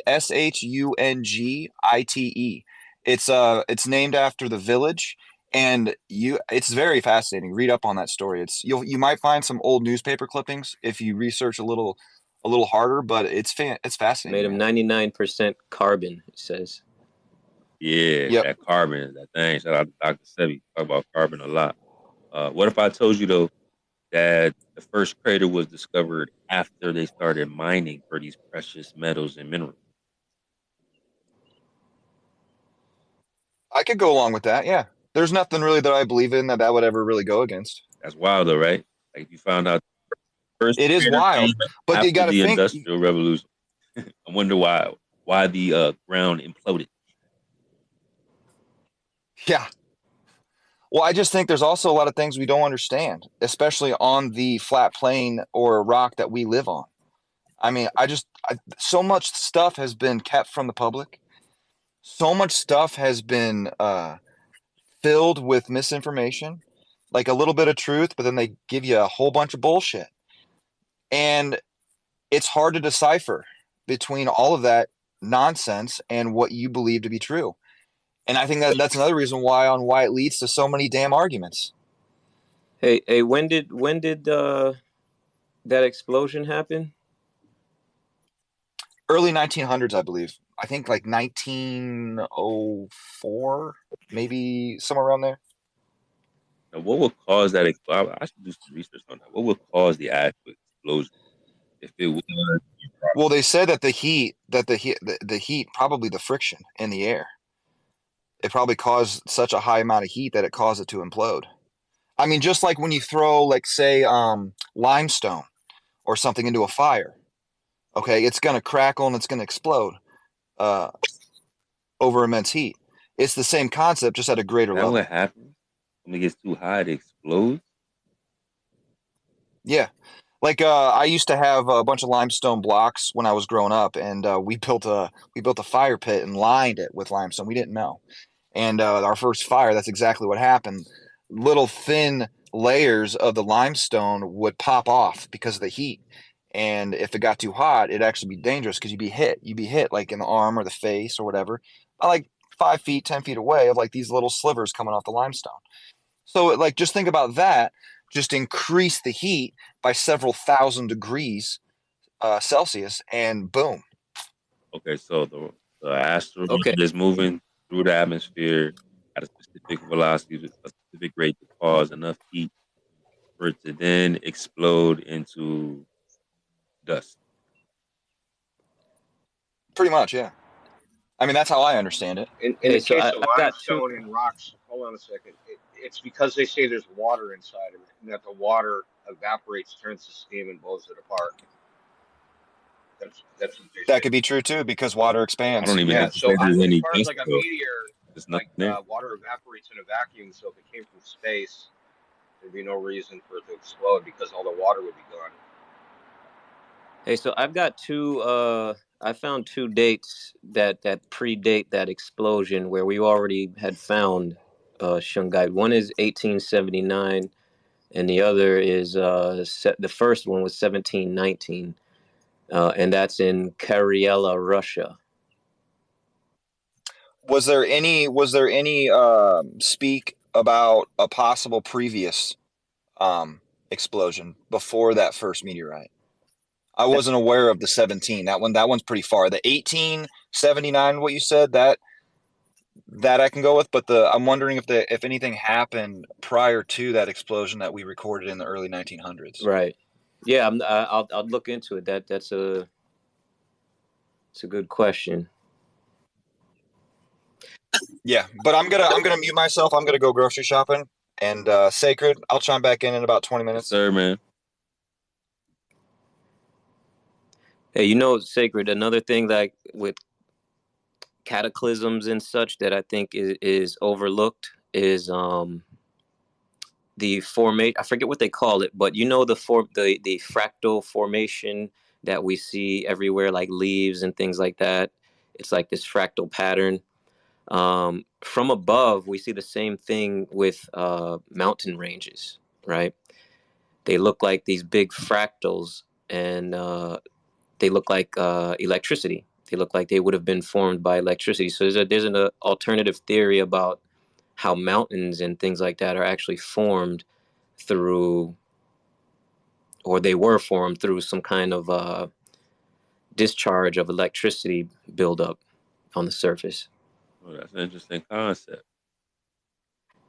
I forget what they call it. There's a name for that particular shape. It's the same shape that lightning takes. And from above, that's exactly how mountains look. How would I do a side-by-side comparison? If that's the case, that's Yeah. kind of crazy. Anybody else familiar with what I'm talking about? I know somebody else had to have seen this. I am. So it's called, well, I mean, if you take an electrode and put it on a piece of glass and put up enough voltage so that it's called a dielectric breakdown, it'll make that same like lightning bolt pattern. Mm-hmm. So yeah, this I wouldn't say it comes from the electric universe, but the electric universe guys like Walter Thornton, they talk about this a lot, even though it's within a heliocentric Let me viewpoint. know if you want me to bring my binoculars or my good compass on the trip, and I will add them to my list. Period. The compass has a strap so that you can hang it around your neck. Your mic's open, Lucy. I'm sorry. Yes. So they think like things like the Grand Canyon are the result of giant electric discharges that happened in the past. Right. Like, Yeah. and they replicated this at small scale in experiments, so it's not like they're just making it up out of their brain. They've actually replicated it. If you go on it's called the Thunderbolts channel. I think they have some of the experiments on there. They're older though. You'd have to look at like videos that are like 7, 8 years old. Right. Yeah, it's like if it only happened in like one or two mountain ranges, I would say, okay, well, it doesn't really apply. But then you see it on everywhere. Wherever you're seeing mountain ranges, you see this kind of pattern, and I don't know if it's from electrical discharge, but there's definitely some reason that they form in that way, and I don't think it's just a simple matter of plates colliding and stuff elevating, because they wouldn't elevate in that pattern. You know what I mean? Oh, of course not. I mean, anyone that's played with dirt as a kid knows that, right? Smush the Yes. dirt together, mud, like it doesn't form shapes like that. It doesn't form Yeah. anything Yeah. like So cataclysms, man. What sacred? What do you think? Because it was a good question. Well, hold on. Well, can I cover the G? I want to cover the G thing real quick. I can do it in like less than 30 seconds. Yeah, G go is ahead, and then just we'll the go to unit of, Mr. X. Go ahead. yeah. So G is just the unit of measure. When they say something like 10G, they just mean so G is 9.8 meters per second squared acceleration. So when they say 10G, they just mean 98 meters per second squared acceleration. So like if we weigh something on a scale and we'll come up with a weight 10 pounds, that's just an equivalent. It's just an equivalence between measurements. So you take a weight and then you turn it into an acceleration, and then you turn that acceleration into like 10G forces, 9G forces. It's just a unit of measure. They typically in science they use newtons and replace a G to do that thing, but it sounds cooler to say 10G. It just sounds cooler, so we say 10G.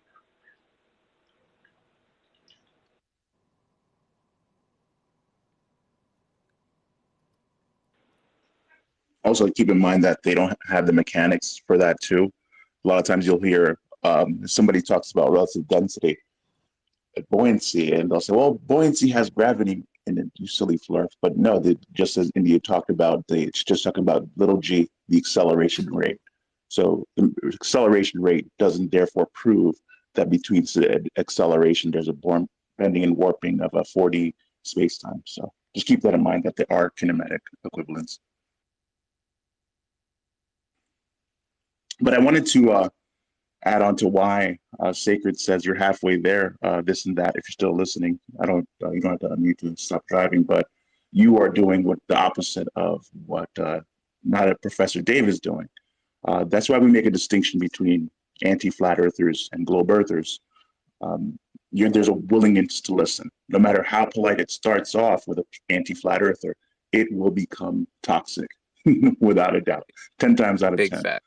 And I want to give a shout out to D3, who's an example of someone who came into this as a glober, and he listened to the sides, and he still does that. He challenges both sides rigorously, and he's a level head now because he understood the arguments of both, found out the contradictions, and that's why he says you're halfway there. There's no way you could come to this as a civil, open mind, looking at the evidence, and still remain a glober. So you are halfway there. I'm going to give you a early congratulations. I did want to talk about what you guys were talking about with Norwood. I don't want to go back too far. I'll keep it short and concise. But I struggled also as an atheist before I became an aware flat earther of an all-knowing and all-good God who was all-powerful for the reasons that he said, children dying, etc.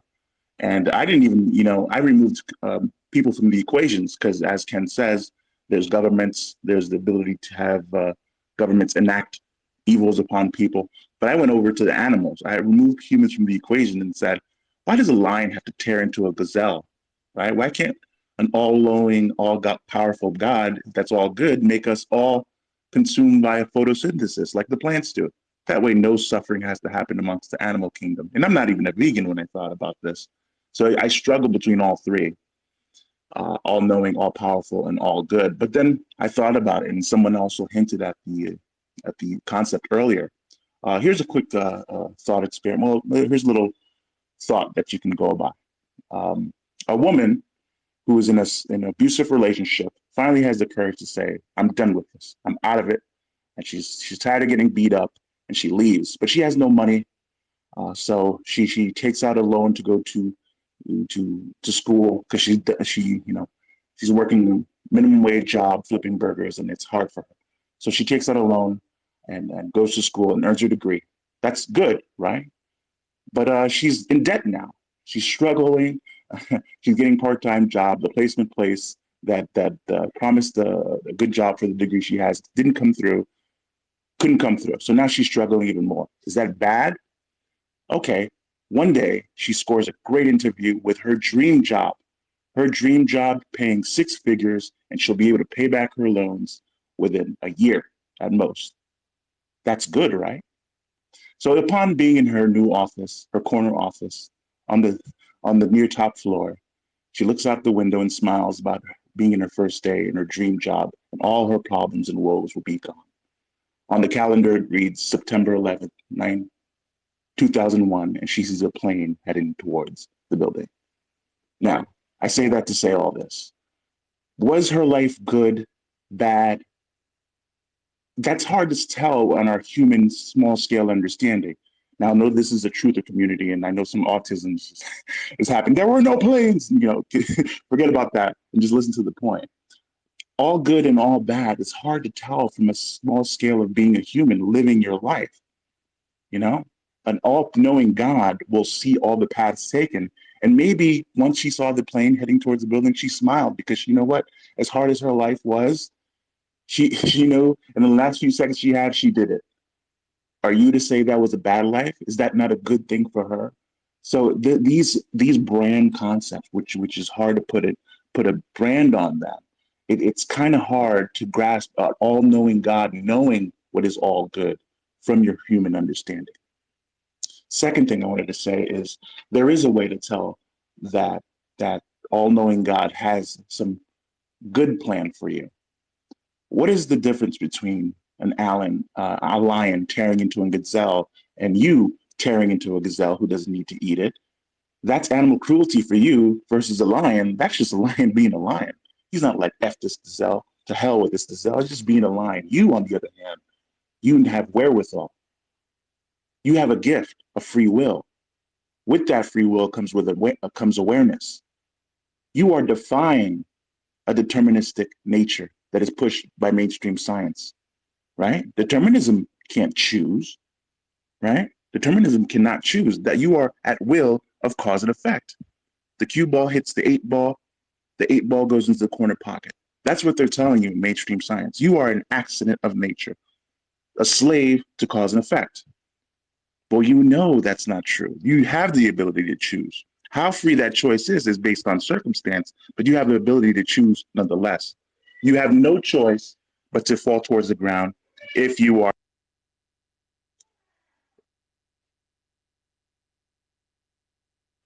You have no choice but to fall towards the ground if you're heading towards the ground. If you jump out of a plane, but you have a choice to jump out of one. I put in the nest a quick standard form argument that refutes determinism. They say because you are a slave to cause and effects, there is no free will. But that's not the case. If effects necessitate causes, which is true, and effects can be causes of other causes, as we described with the cue ball hitting the 8-ball and the 8-ball to the corner pocket, we know that's true.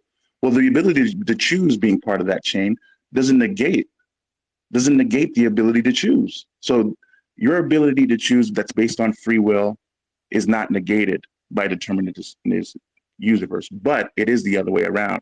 There is no such thing as choice in a deterministic universe. I used to hear from believers when I was an atheist, well, I know there's proof of God. It's in you. The miracle is in you. And I'm like, who is this crazy person talking to me right now? I need something in the science lab, but it was so simple, right? You have the gift of free will. Your free will negates a deterministic universe. You are a mainstream physics defying being. So I'll end it there. It's funny, X, is I wanted to build with that guy too. I had a couple things to say, but he had to go, so I didn't get the chance to say it. One of the things that made me actually not be an atheist is actually science. You can't have nothing, you can't have something from nothing, and then what else is there, right? There's something there, and whatever is there has information. Everything is coming from that. So that information is how we have things like remembrances of past lives, information transfer from one person to another, women having feelings about things, and then those things happen, to the people that they love, shit like that. There's a transfer that's going on behind the scenes, behind everything, under light and all of that, at a fundamental level. That's science. So people can disagree with that, but they can't explain all that stuff without it. That's definitely blood and biology. What I don't get with this conversation regarding like God, spirituality is, can you believe in a God without believing in a religion? How do you subscribe to a higher power without a book or scripture to follow? And I'm sorry, what Piezo says still sticking with me. It's like, if you don't believe in the entirety of it, you have to scrap it. But yeah, that's interesting though. Well, I like the people who scrutinize their dogma with truth and reality, right? Rather than people who use their dogma to define truth and reality. They got it backwards. Because, like someone said earlier, I think it was Norwood, there's so many different denominations and some of them conflict. What do we do with the people that conflict? We have to choose sides, and that's not that's not aiming for truth. So I don't like religion for that sense, because the dogma usually is the hammer that says you are not allowed to question, just like mainstream science is being called a religion. But for the religions that verify their dogma with truth and reality, I see no problem with that, because they're not making it a either or situation. Yeah, I agree with that. Like, but that's also the reason for me personally, proud, like I can't go into the whole he thing. Yeah, he made this and he did that and he did this, and I don't go there because there's no, to me, that's, we don't know that, you know. You want them to use they them? Say again, no, I didn't hear you. Yeah, do you want them to use they them? They them made this, they them made that. Like a pronoun thing. I prefer to say Caesar. we don't know what it is, but I think we all share a part of it. And I think it's a part of all of us, whatever it may be, it or he or it or she or they or whatever. Speaking of science proving God, there was a huge debate back in the day with Bertrand Russell, mathematician, logician, famous for his contribution to science and math. He was eviscerated by a Jesuit priest. I know we have some concerns about Jesuits, but that Jesuit was in formidable mode. If you look in the nest, just a clip it of that exchange, and surprisingly, that whole exchange gets taken down from YouTube. Why would that be taken down? This is just a skillful debate between two intellects. But if long story short on that, he logically proved why the determinist position was faulty, and why an all no creator necessitates the cosmological constant, the ontological primitive. So if you ever get a chance, it's a really good debate. Try to find it on the internet. I'm sure it's somewhere. But really skillful debate. And Bertrand Russell basically said, "I don't care." That was his final final rebuttal. I don't care. I don't seem to care enough to look into it. And that was just it was a beautiful. If you're into logic and physics, that was a masterclass demonstration of That I don't debate. care is If you actually ever part get of the time. problem. A lot of these Yep. questions modern people have about um, theology, like this was the main topic of inquiry for probably like 1,000 years. Every debate we've ever had, you've ever had, or anyone you know has ever had or ever heard, it's already been done. They've already done it. And there's some book somewhere, some record, someone wrote it down, someone already talked about this, and it was already resolved theologically a long time ago. So someone like Bertrand Russell debates a trained Jesuit priest who's familiar with like all the arguments of St. Thomas Aquinas, Aristotle, Voltaire, like all the people that have ever debated this topic. It's it's child's play for them because they already know what he's going to say. It's almost like debating a Glober. You already know what they're going to say before they even say it because their position has been well thought out, debated, and threshed out for a long time. I don't know enough about theology myself that I don't really debate that topic because I don't really. I mean, I look at it from an individualistic viewpoint that God will speak to you and He'll tell you what you should be doing, and it isn't up to me. It's like a personal thing, and He might tell you to be a Christian, He might tell you to be a Buddhist, He might tell you to be freaking worship rocks. I don't know. and there's enough for me to say. Right? You got to find it yourself. It isn't. I don't think it's in a book or in a religious dogma. If it leads you to a religious dogma, that's fine. But like, something has to lead you there. That's within you. It can't come externally, is what I'm saying.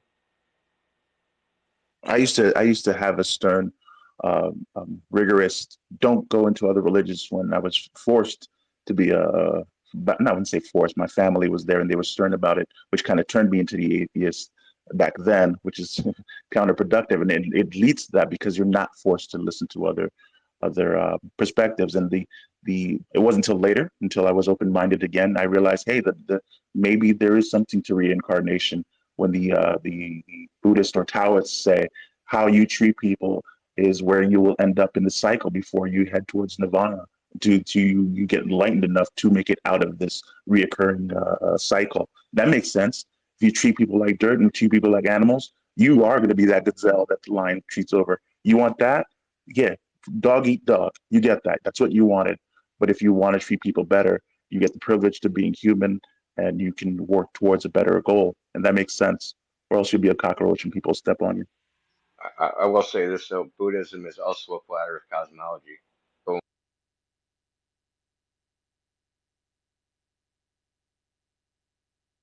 Hey, I wish I knew about the gentleman you said, Saint Thomas Aquinas, I believe is his name. Yeah. Man, talk about a rational approach to theism. Man, I was blinded as an atheist. If you think there's not rational arguments for the existence of God and supernatural, Saint Thomas Aquinas, as Indio says, a really good read if you ever have a chance. Like, yeah, in the past, like, these were the smartest people in the world. It wasn't Newton and Einstein. It was, religious philosophers, basically, if you want to call them that. These were considered the pinnacle of intellectual achievement. Nowadays, it's people that look at the stars. Oh, Newton, Einstein, Hawking. Oh, these are the smart people. That's only in the modern era. It's not how it used to be.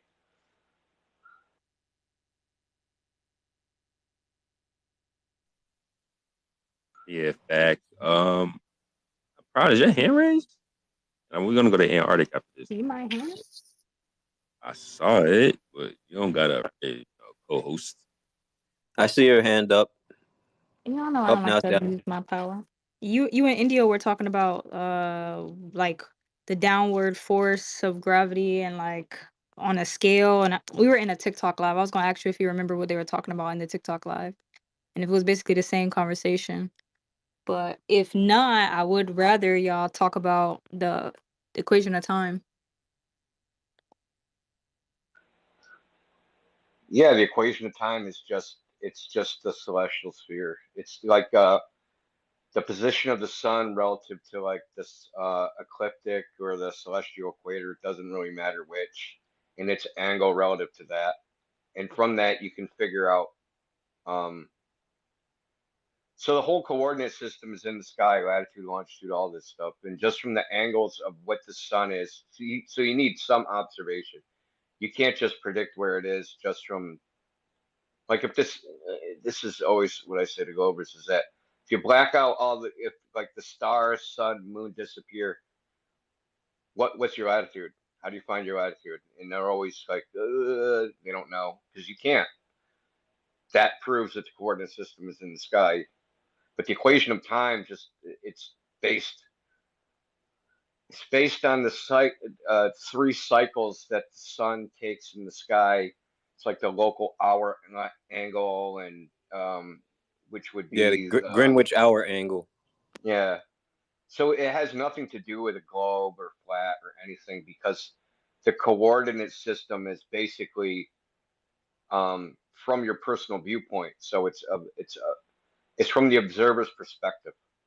It's not from any other. It's not from the surface of a globe or the surface of a flat Earth or the surface of anything. Basically, you're a point in space looking at a hemisphere above you and figuring out where the sun is in relation to the background stars, and that's it. That's like, why on earth do we use time as like a measurement? Not a measurement, but why is it so embedded into modern physics on even like on a quantum scale. Like, what do you mean time? Shouldn't we be saying like change instead of time? Like rate of change instead of just calling it time? You know, I've noticed that they've tried to merge the concept of time into the concept of space, and Right. now they've merged the concept of time, space, and speed into the same thing, right? So the Yeah, meter is some subdivision of the speed of light, yeah, it blows right? my They mind, bro. I don't understand yeah, that. yeah. So they clamped the meter to be how far light goes in 299,999 meters, right? In a second, how far it travels in that fraction of a second. That's what a meter is. That's the distance. So if you ever measure the speed of light, how many what's the speed of light? How many meters per hour? Well, your unit of measure in the first place is set by the speed of light in the first place. So it's always going to come out to the same value. So you can never measure a change in the speed of light because your ruler is based upon the speed of light in the first place. So they've always tried to merge these together. Like longitude was trying to merge longitude, latitude. So they're trying to merge. No, well, longitude merges time with distance, right? So the 15 degrees per hour comes to the Earth, all that stuff, right? So they're just always trying to merge these values together into one thing. So we even got it like, bendy space time, right? What's space Uh, time? one of the Globers we were talking to was trying to use a different equation, I believe, than the equation of time. I don't remember what it was. Sacred, if you remember what Nava was trying to use, he didn't want to use that equation. But then when we spoke to QFT, which is like the guy who was supposed to debate Alan but ran, he was kind of trying to argue that they don't really need it. Like you said, like they don't account for the curve of the Earth, which is what the first Glober said his calculation did. So yeah, I just kind of wanted like y'all to go back and forth about it or to talk about it. But It just like if you just look at all you have to do is look at the math and there's no like globe model in it. It's just not there. Like you just look at the equations and say, hey, where's the globe in this? There's no globe in it. There's no radius. There's no anything like that. Which means you don't need a globe for it. Because if there's no globe in the math and you can predict where the sun is, then you don't need a globe for the math. Like, I mean, I don't know what could be simpler. The only sphere you They can don't suppose account is for the surface. celestial sphere, right?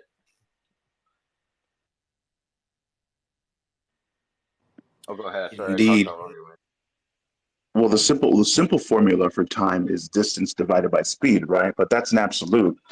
They don't. They can't actually acknowledge time as an absolute. They have to make it relative. So they use the time dilation formula, which is the T over VC squared, etc. Have you ever seen that? But what Yeah. that is actually doing, that's making space and time malleable, and the amount that you do is regarded by with the gamma factor. But if you don't adhere to their presuppositions, you can see that that same formula can be derived if you make time, the mechanism for time, being relative to a background medium. So the propagation of such, that formula works out to be the same.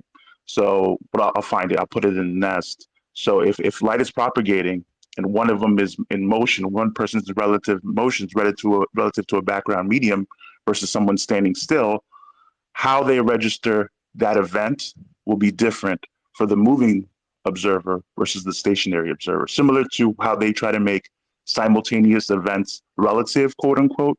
No, the person moving, when that event happens, that light will get to them first in the direction of travel. That doesn't mean time is moving different for them. That doesn't mean the simultaneity of events are different. It just means that they're running into it. But they can't have that. They need it to be relative. They need time and space to warp, or else they have to acknowledge the MMX. They have to acknowledge what the light did, and they can't acknowledge it. All of it stems back to MMX, Airy's failure, and some of these primitive experiments to make these equations that can quote unquote work with time, work with space, but they're not derived from an absolute reality. I'll find that and put in the nest in a second. Be back. No problem, no problem. We got a couple hands. We're about to be on last call, but I did want to let who was next? Antarctic? Steve? Who? Yeah, it's me, Proud. Welcome, welcome. Oh, it's amazing to be back. Hi, Sacred. I literally haven't spoken to you guys this year. So, although I have been in your spaces, obviously. And a big shout out to, he's gone now, but Brian, Nick Cagey, for filling in while you weren't here.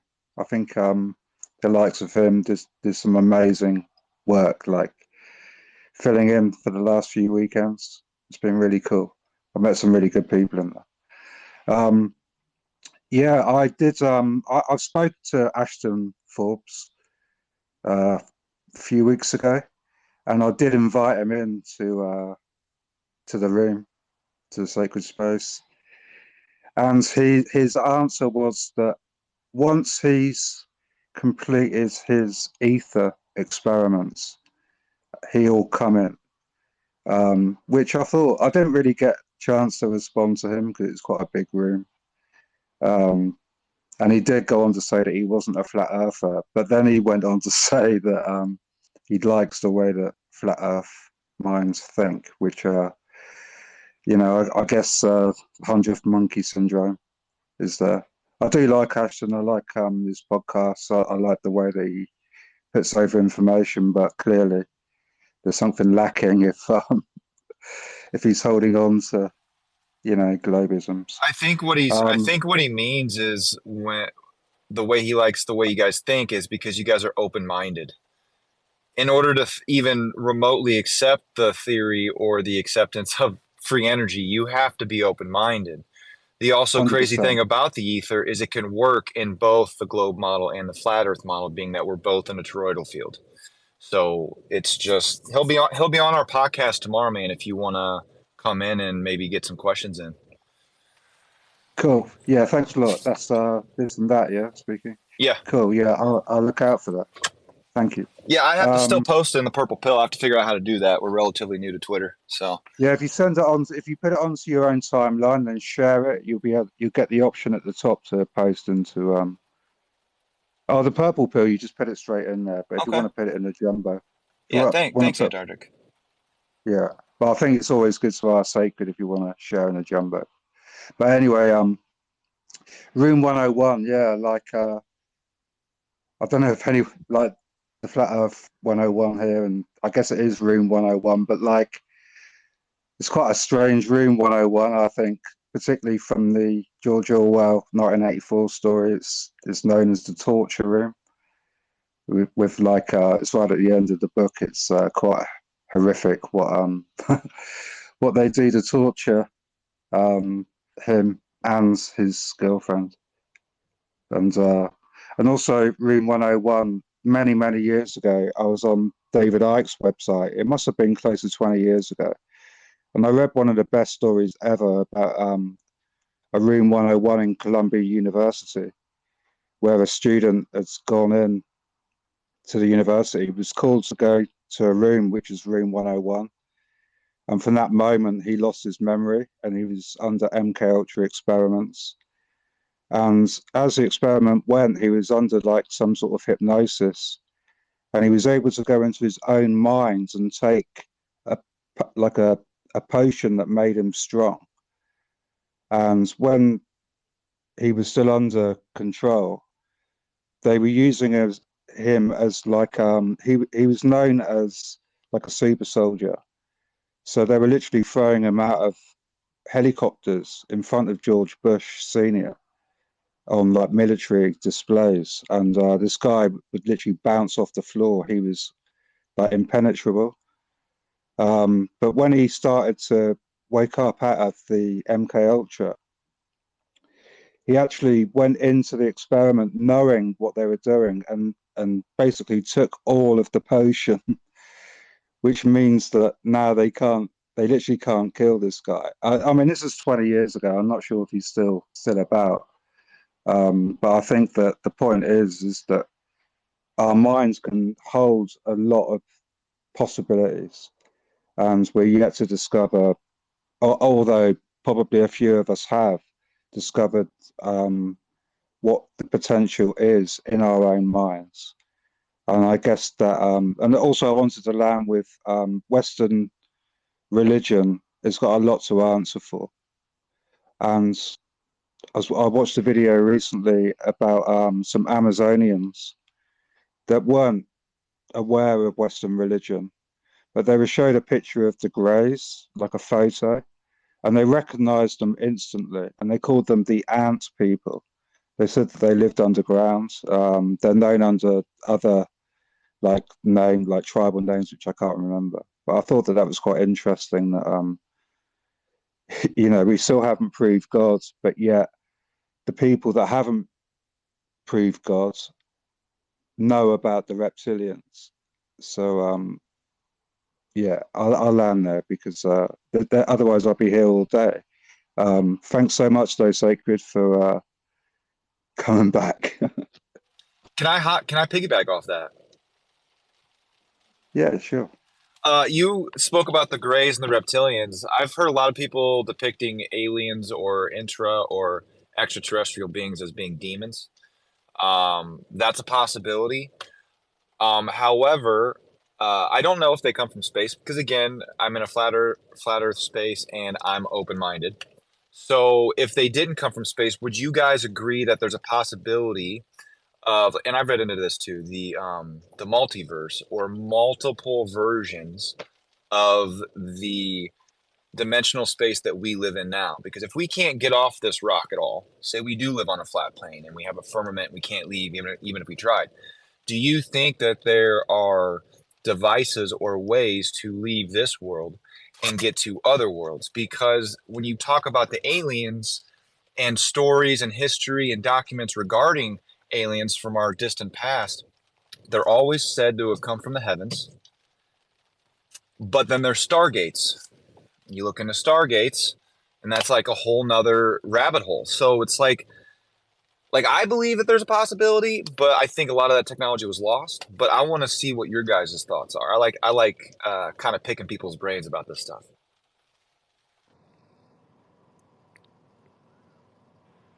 I mean, why does like the way of travel have to be like technological? Because like in India in Hinduism, so they believe in like astral planes, like planes of reality, that depending on your level of consciousness, you'll live in a different plane, and like we're on the human plane, and like you can transcend the planes through, yogi meditation, different methods of transcending the plane, so that the method, Psychedelics. yeah, psychedelics, right? So the method of transport might not be like technological in the sense of like the way we think of it, like a machine that you make.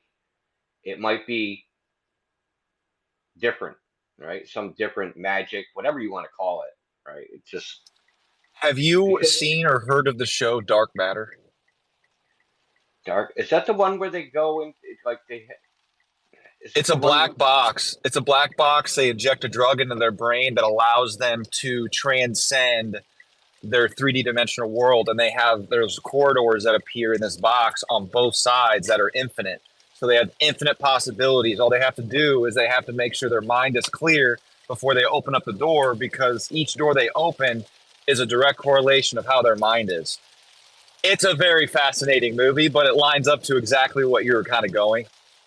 Yeah, I'm Like gonna watch the it now. Yeah, Oh, I I want think to it's say on. I something think about it's the on Apple 101. TV. I think it's on Apple TV. All right. Yeah, so the 101 room thing. So every introductory course of any topic in university is like biology 101, right? Torture room, philosophy 101, astronomy 101, calculus 101, right? So I think that 101 goes a lot deeper than just Orwell, or maybe Orwell noticed this and that's why he put it in his book.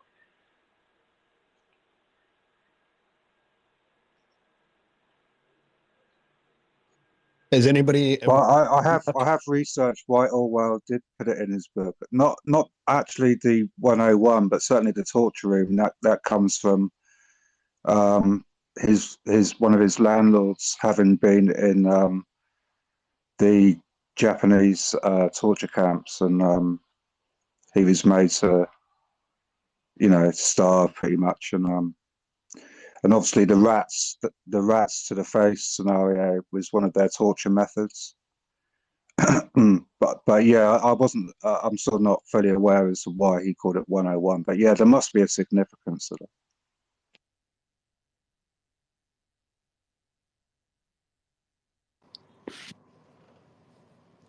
Hey, what do you guys think about we were advanced before for a long period of time?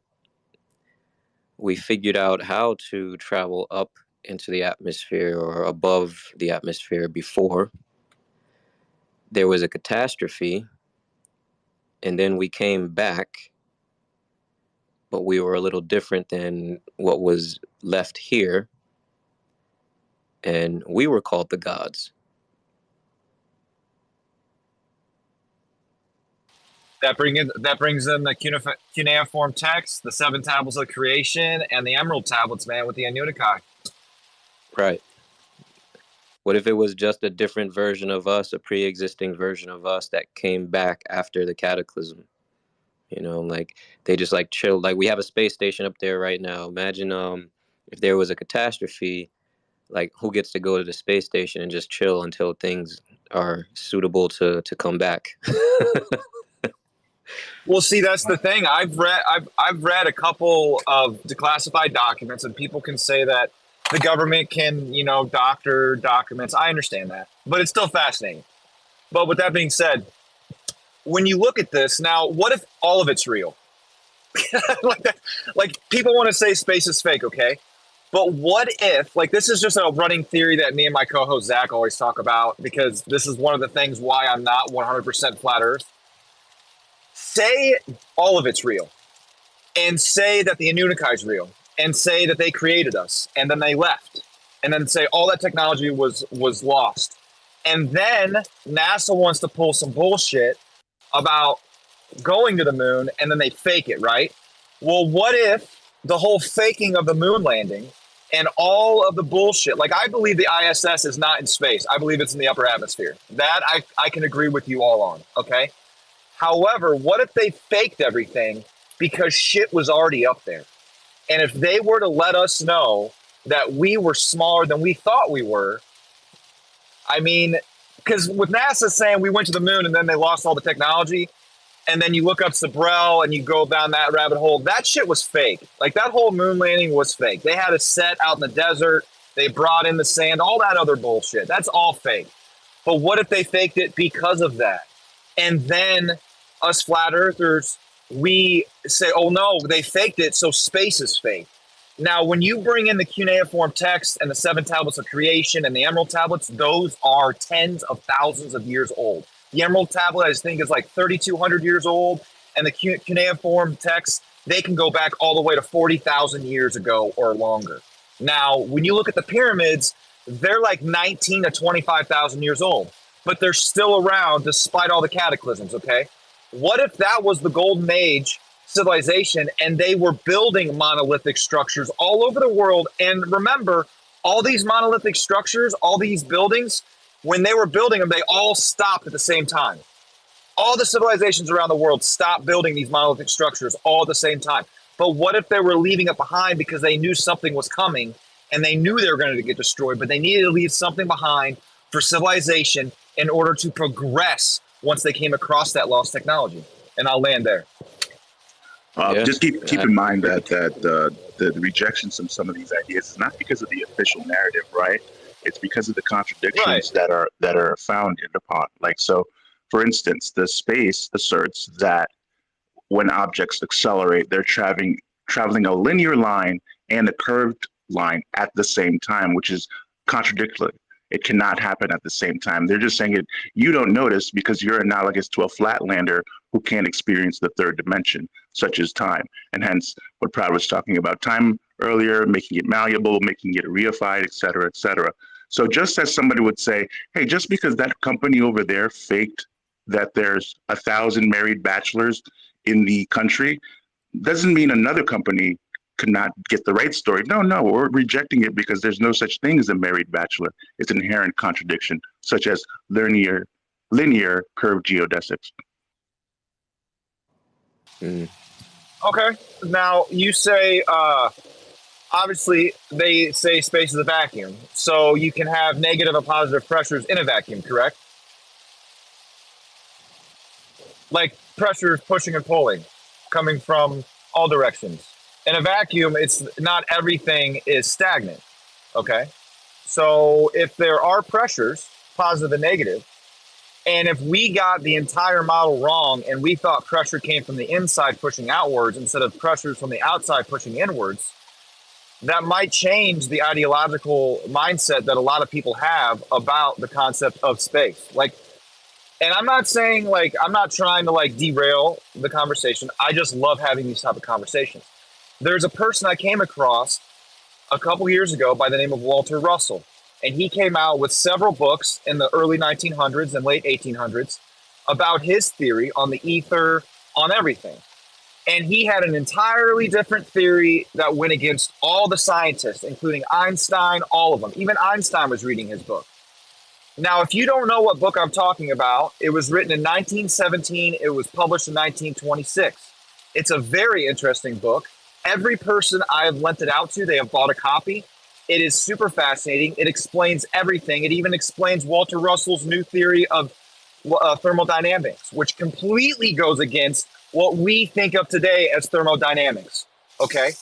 Now, with that being said, if none of you guys know what I'm talking about or have read that book, regardless of the fact of what you believe, what plane we live on, that book has so much information that will benefit all of you. And that's not just me trying to like talk about planets and shit. It's just the technology and the science that's in that book. It is really old. They don't even teach this shit in schools anymore, man. Hey, that's exactly what Terrence Howard, the actor, bases his theory on. Yes. But he says he has information that he remembered from a past life as he was coming into existence in this life.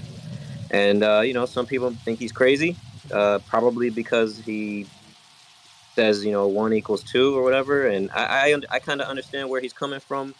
When you look at Walter Russell's work on that whole one plus one and all 1 times 1 and all that stuff, he explains it in the book. What Terrence Howard was talking about makes complete sense. It's just that people discounted him based off of his perspective when he was born. That shouldn't discount the scientific evidence that he provided. It's his perspective. It's just like us dreaming. We don't know, on what, like people, just like the people that talk about reincarnation and how they get a hold of their Akashic records and they're able to get information from past lives. It's that same thing. People will discount that, but they shouldn't discount all of it based off that one comment. Right. I think they discount them simply off of the 1 equals 2 thing without understanding it. They're thinking of it mathematically, and mathematically, it doesn't make any sense. But realistically, when you're dealing with dynamics and multiplying things, it makes complete sense. 100%. Yes, it does. So I don't know. But a lot of people, they're quick to jump, whatever somebody says, somebody's stupid. But you have to remember what he said, though. He said that the government has been messing with him ever since he started talking about the ether and free energy and all this stuff that he went on Joe Rogan about. And if you remember what he said, that he is destroying their god, gravity. People don't realize how important that whole concept is to the scientific community in this day and age. Once that gets destroyed, it will change everything. Yeah, you're in the right place. And I don't know if you realized it, but you said we flat earthers. I caught that. So yeah. Yeah. Well, it's because there's so much I agree with, and then there's other things that I disagree with. Like I said, there's contradictions on both sides, but it doesn't mean I'm not gonna dive into those rabbit holes and talk about it. That shit's just fascinating to me, man. Nice. Yeah, man. It's awesome.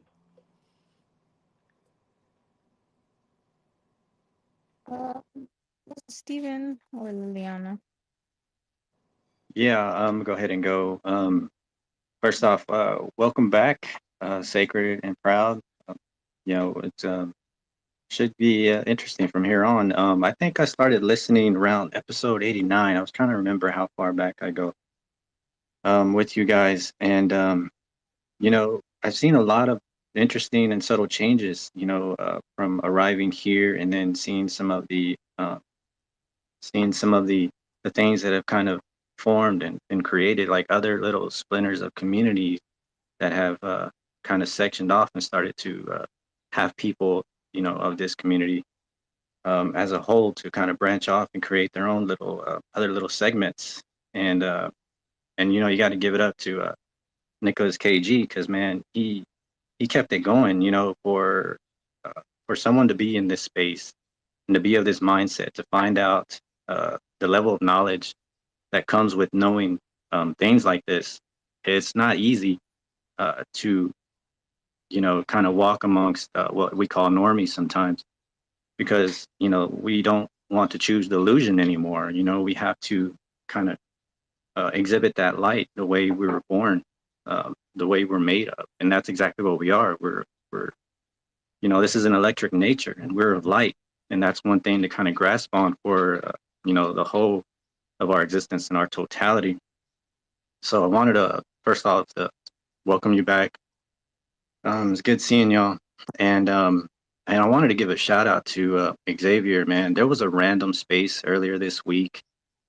Some people that try to put on the space asking if it's flat or round, and they were obviously ridiculous in their arguments, and the older guy that was leading the space, and ironically, he was being co-hosted by some like sassy type girl who you could tell was definitely out of her realm. But he was trying to be fair, but at the same time, he was very just the words he was using to try and hold a neutral position. He was being very disrespectful, to anyone that may question the round Earth.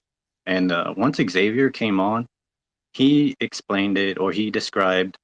He gave a very good testimony, on like inwardly through inward perspective and through looking at things from a different angle, because they were trying to use the whole conspiracy theorist angle, and they were trying to use one altercation they may have had with someone, blaming everything on one thing as to to put everyone in that box from this one statement. And Xavier explained it in a way that really caused them to question what angle to approach something like this.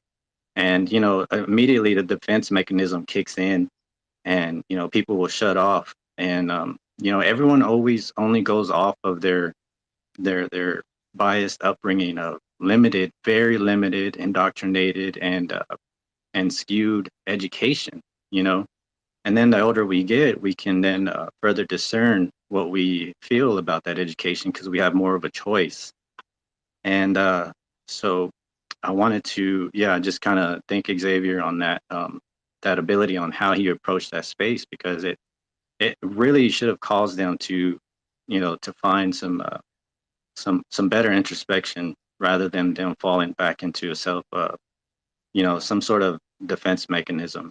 And one more thing, to the podcast guy here. I mean, you're asking the questions, and that's good. That's where it starts. You have to ask a lot of questions, and I think if there's one brain that you want to pick about some of these questions that you have, rather than relying on information that we've all gotten, like as a majority through mainstream from Sitchin, Graham Hancock, maybe even Billy Carson, those are all shills that are all promoting the wrong message off of the wrong type of research. Maybe the one guy whose mind you want to see if you can get a hold of, because his message is getting out, and he may or may not be valuable. but his name is Jason, and he has a show called Archaics, and he dwells a lot. His research goes in depth, very much in depth, into a lot of cataclysms and a very interesting, insightful way to think about this realm that we live in.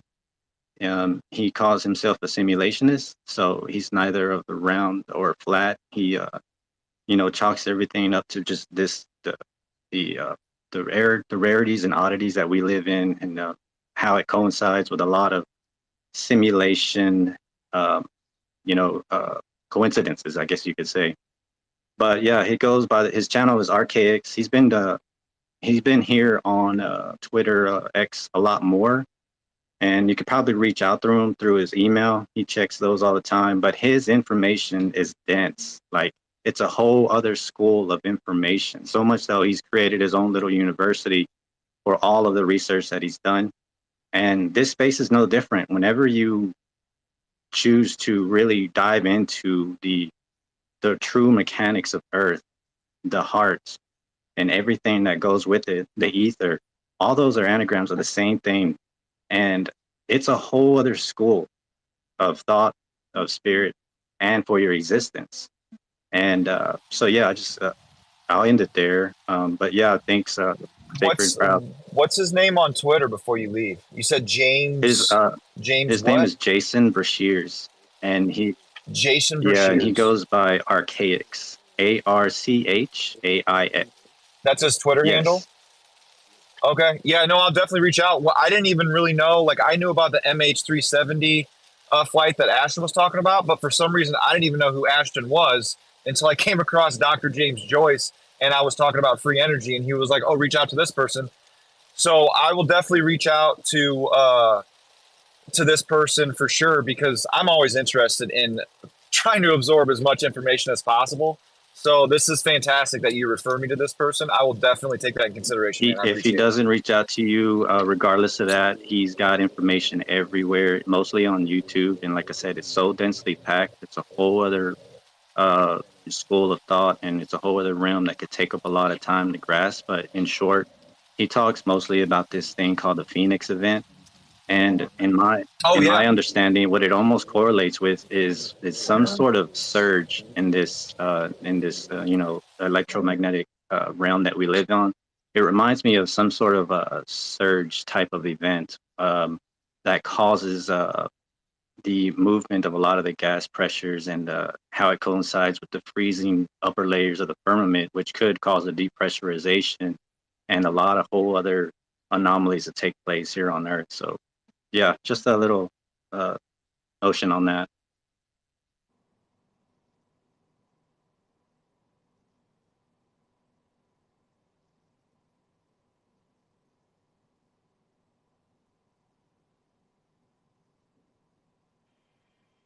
Yeah, I just wanted to say thank you for that acknowledgement during that space.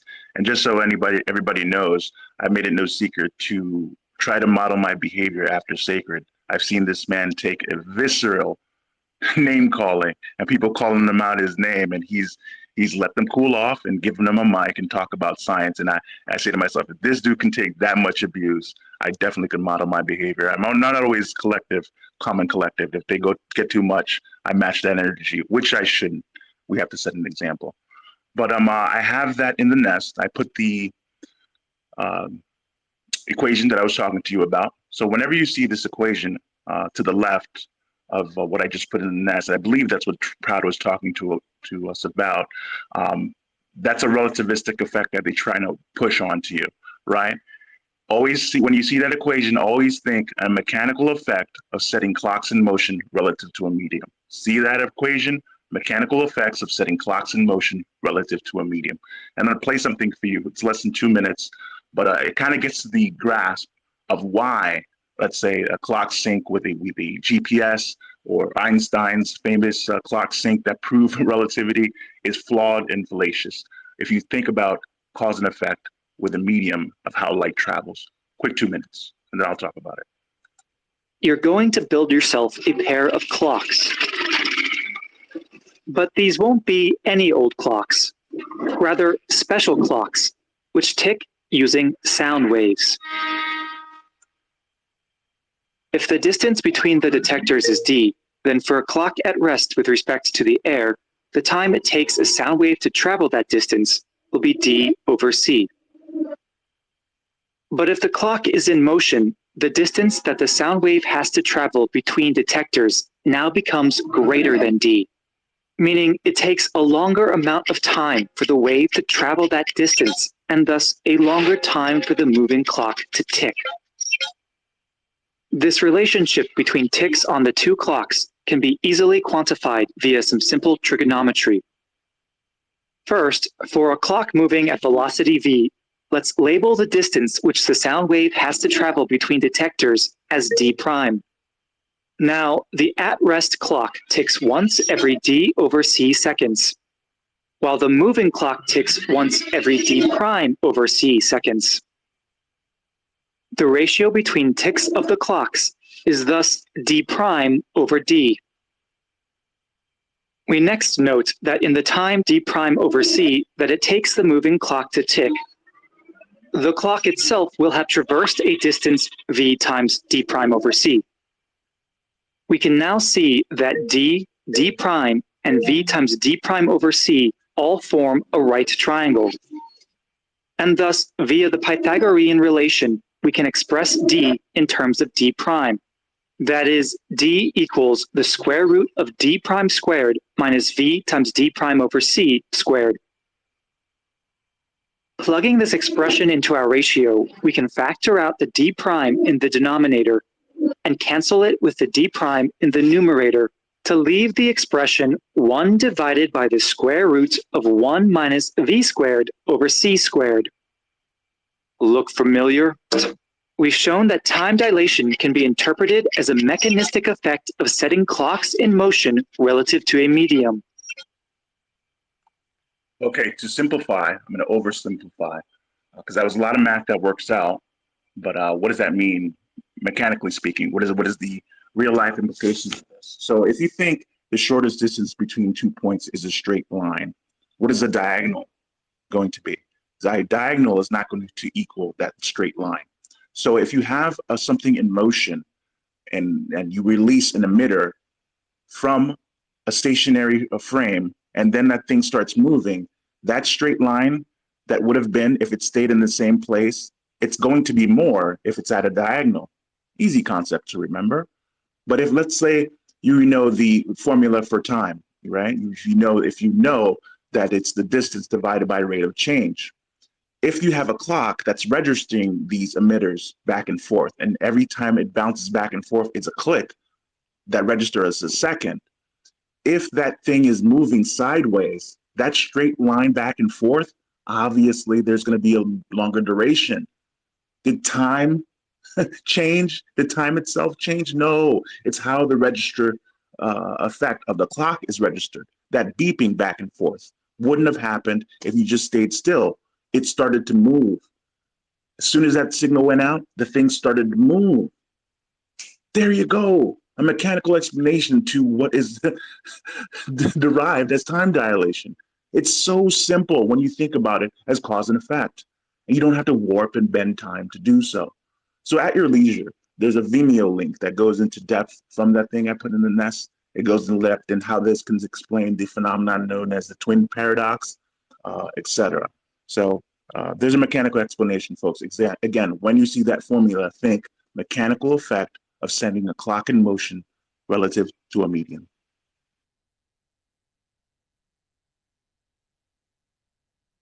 I had sent you a post on here. It was basically about that. Hold on. Hey, I want to bring someone just talked about maybe gravity's not a push, maybe it's like, or not a pull, maybe it's some sort of push, and that, like, I guess the idea is that things are all pushing out, which made me think, has anybody ever done a vertical Michelson-Morley interferometer? See if there's a phase shift vertically, like the upward path versus the downward path. Shouldn't there be a phase shift if general relativity is correct because of the direction you're traveling? General relativity Well, isn't yeah, correct. no, Walter Russell proved well, that. Yeah. I don't think it is correct. I am just saying this this vertical. I don't know if you're familiar with the Michelson-Morley, but the Michelson-Morley is like they have a path of light northwest, a path of light or east-west, path to light north-south, and if the Earth is in motion, traveling against the ether, one optical path will be shorter than the other optical path, and you'll be able to view a phase shift. No phase shift was measured, ergo no ether, or the conclusion that the Earth's not in motion. Obviously, it's the second one. But I was thinking if you did this vertically, you could actually determine if it's a push versus a pull, possibly. I have to think about it some more, but it just made me think that we might actually be able to test this with an experiment.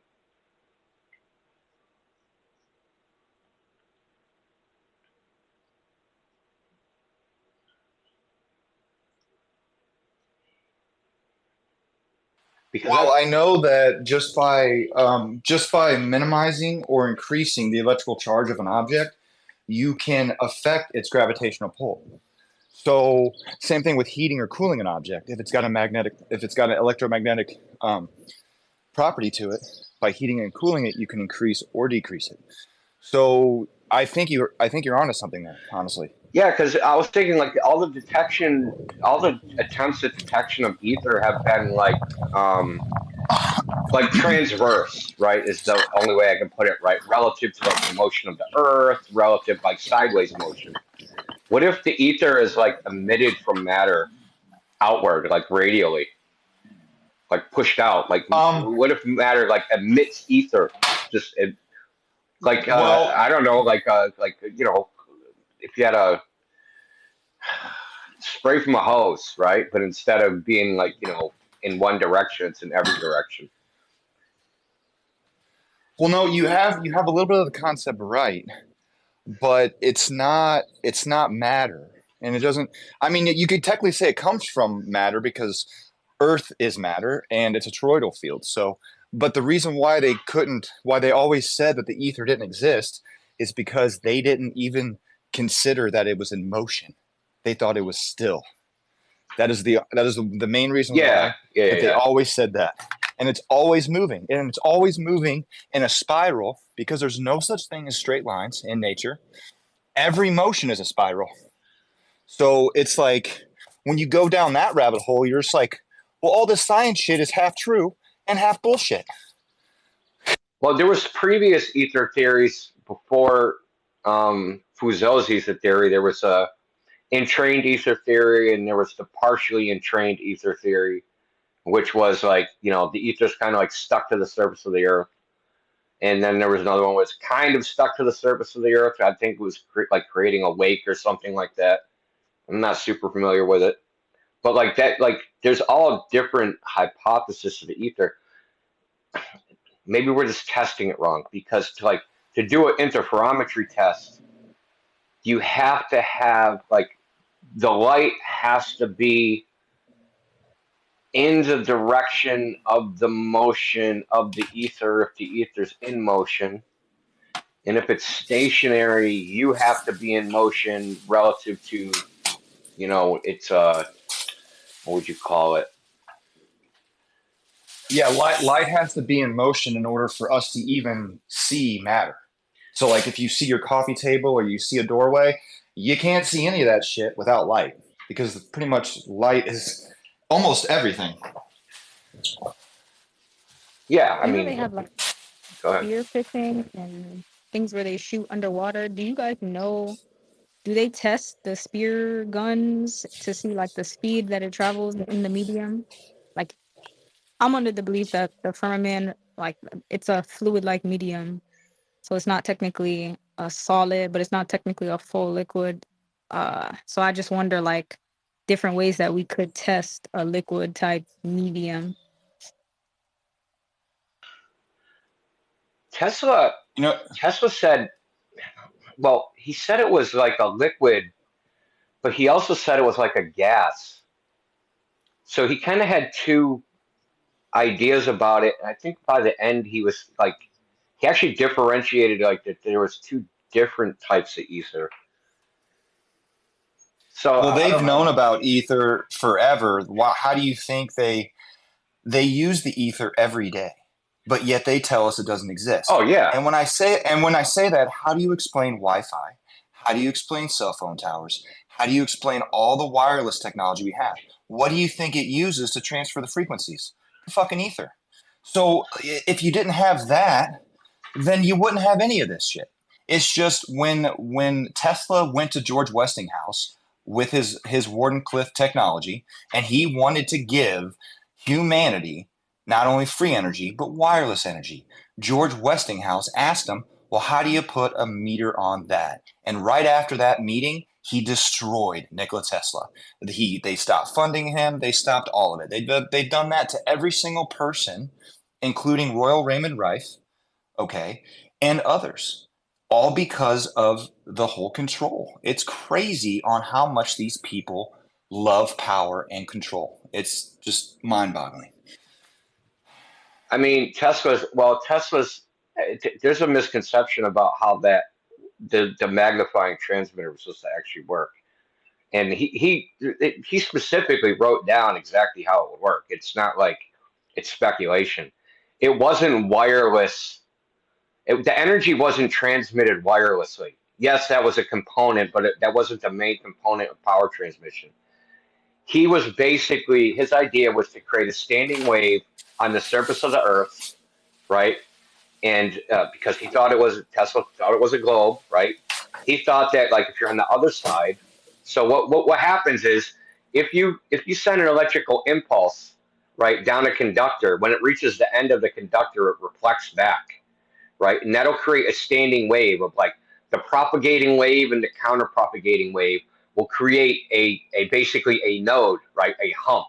And all you would have to do is take your basically the identical thing, stick it inside this electrical voltage node and draw power, right? You could also, if you had two of these, you could also do basically what would be equivalent to GPS, because if you put them out of phase, then you would, like where the nodes intersect, you would know exactly where you are just by measuring the power output. So his idea, like I said, there was a wireless component, but his analogy was you have a pump, right? So say you have a pump, right, and there's a piston, and the piston and say you have a piston that sloshes back and forth, and at the top of the piston you have a tube, right, and at the bottom of the piston you have another tube, right, and moving this piston back and forth will make the water flow. His idea, though, was to pump it up. He actually has diagrams of this. It isn't like I'm making it up. His idea was like pumping up a balloon. So his idea was to use the magnifying transmitter to charge up the Earth, basically, but as pulsations, right? So we're talking about pulses of energy, pulse, pulse, pulse, pulse, pulse. They go to the other side of the Earth, hit the antipode, and then bounce back, creating the standing wave from which you could draw power from. Yeah, of course, like you said, the whole Westinghouse thing, that's absolutely true. You can't meter this because any pool could just make the same, basically make a miniaturized version of it, stick it in one of these nodes and draw power for nothing, and no one would know how much power they're drawing or what they're doing at all. You wouldn't be able to do any of that. You wouldn't be able to even know who was taking power out of the system, right? And that's why he had to dig it so deep. If you know anything about the Wardenclyffe, how deep he had to dig it, and he said, wasn't it like 500 feet or something like that? Yeah, man. He said it has to really. I think he said the deeper the down, Earth or something like that. He said it has to grip the Earth. Yeah, the deeper it went down, the more energy could be drawn. Well, I mean, he was pumping energy in, so at a certain frequency. So Tesla did all these experiments in Colorado where he, I don't know if you're aware of like the experiments he did in Colorado. He tested the idea for the magnifying transmitter. He found the frequency that the Earth is already at, right? So there's a frequency. There's different electrical like 432. frequencies. I think it's 432, isn't it? It could have been. I mean, I don't remember the exact numbers. but his idea was to transmit at the frequency that is already the Earth is already allowing electrical energy to be transmitted at, right? So basically, you're just piggybacking on what's already there.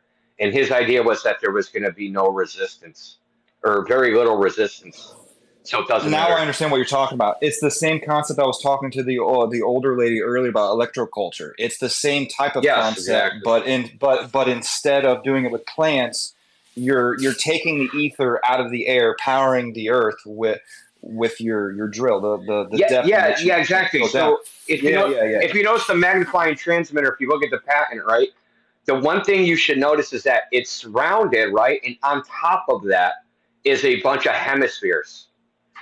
And the reason that there's hemispheres is because if you have a high voltage and you create a point, right, all the entire electric field is going to be centered on that point.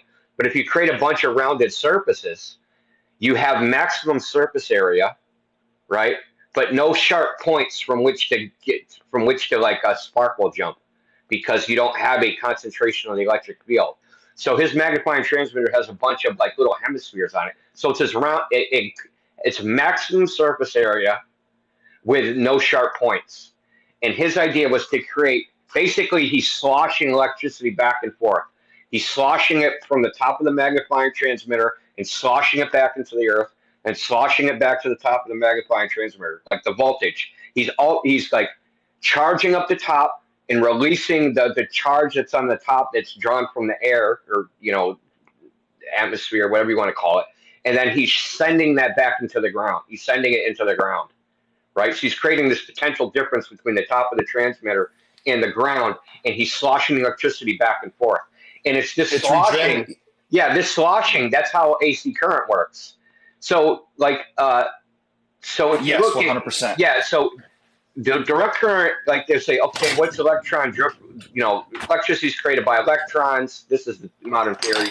I'm not saying I believe this. I'm saying this is what they say. And electrons travel down the freaking wire. And, well, Tesla did the same thing, but instead of sending electrons in one direction, he sloshes the electrons. AC current basically sloshes them back and forth. It reverses the polarity back and forth. And that's how and basically it then converts that AC into DC, and then you power a motor, right? So it's the sloshing. So basically, he was going to create the whole Earth was just going to. What was that? Say that again. Hey, I this is all super interesting, but maybe you guys could be a little more respectful and let Liliana speak, and other people have been waiting a long time. Oh, I'm sorry. I'm sorry. Yeah, I just wanted to mention. Yeah, we didn't mean any disrespect. It's just when people start talking about free energy and shit, I get like super giddy. So I apologize. Well, yeah, I mean, we have a podcast you can speak of. So you've got a lot of people here who've been waiting, and certainly what you're talking about is very interesting and germane to what's being spoken. But there is other people that were waiting to speak quite a while, in fact, and it'd be nice to hear from them as well. Okay, so let me say 5 more words, and I'll shut the fuck up. I would just say that the magnifying transmitter didn't work because it's not a globe, and he thought it was. Yeah, come on our episode tomorrow when Ashton's on, and we'll talk about this in way more detail, man. For real. But yeah, let's let the other people speak, because this stuff's way too interesting and will go on forever. So. That's one half. Liliana was gonna close us off before we did last comment, concerns, questions. But if Liliana want to jump in or chime in, or she can. Hey, can you guys hear me? Good morning. Oh, good. Yeah, my God, the conversation is so interesting. The person, I can't see your full name, Truth. I think you were the one that suggested to let me speak. I was really enjoying the conversation, but thank you anyway. I always love hearing Indio speak. He's so knowledgeable, and I keep calling you Mr. Javier, but Mr. Xavier I love hearing the two of you. And then, of course, This and That, is that the name of your channel? Yes, ma'am. It's just our podcast. Yeah. Oh, yeah. We had spoken a few weeks before, I think, about stuff. Yeah. But I just want to say quickly, I'm so glad that you guys are back. I totally missed you guys, Sacred and Proud. So I'm so happy you guys are back again. And darn, I wish you guys could take a little break at night and then come back in the morning and have it go longer, because I keep conking out. Like last night, I just fell asleep as I was listening, and that was the end of that. But I'm like a zombie if I don't get sleep. But I wanted to make a couple of little points. First of all, before I forget with this and that, I also saw that little story about the tribes person in the Amazon who talked about when they saw the gray aliens. Oh yeah, these are the Ant people. gigantic, Yeah. the ant people, right? Is that what he called them? Yes. Yeah, the The gigantic ant Hopi people. Indians talk about them too. Yeah. Yeah, from underground. And that's actually in line with the Vedic cosmology, which I think that's what we were going to talk about. But the other thing too, 100%. yeah, I completely just totally forgot. I need to find you people's podcast and figure out how to join. I'm technologically really Oh, retarded, so all the I feel you. We kind of are too. We're kind of new to Twitter. We only had 65 followers 4 weeks ago, and now we're pushing 1,400. You can find us all on all major platforms. Every single platform that you can listen to podcasts on, we're on there. Oh, yeah, are you on Twitter? Because this is pretty much the only. Yeah, no, we just started incorporating spaces into our podcast because it makes it way easier to have guests on, especially those that are just, it's just hard to travel. And not only that, but we can also allow other people to contribute to the conversation through the speaker panel and the co-host panel. So it just Yeah, it seems better that way. this Twitter X is basically the only app that I kind of know a little bit how to use. Yeah, anyways. Yeah, I was gonna come and talk to you about the subterranean realms and whatnot. So, but also I wanted to say was, with the ether moving constantly, I understood that so much better when I matched it up with the Vedic paradigm, because it has to do a lot with what's going on subterraneanly. If we think of our world as, a dome above and then an upside dome below, it all makes sense, and it's all spelled out in the Vedic cosmology. They've done it in like this kind of a shorthand method. So if you don't know the rituals that are still alive today, and if you don't know the basic stories, and it's actually almost better to go with the orally transmitted stories than it is to go with anything written, because the written stuff, Cabal's been in India for a long time, and they've been trying to suppress everything. I mean, because they knew of Alexander the Great knew about Vimanas, the flying aircraft, and he was very curious about them. And actually, by the way, for this and that, I wanted to say that, when they say that the ant people are from underground, but then you said that most of these books are always describing them as coming from the heavens. Well, these ant people are manipulated often by some of the bad guys. I mean, the bad guys get a hold of everybody. They get a hold of humans to do their work, to do their bidding. They get these ant people to do their bidding because there's no outer space. Everything's contained in here. And in the Vedic paradigm, when you start matching all of these things up, and if you understand modern scientific discoveries, they all kind of fit together like a jigsaw puzzle. So you kind of have to be an insider in the Vedic culture to really kind of like say, oh my God, this makes sense, or that this piece fits in here, and this is how.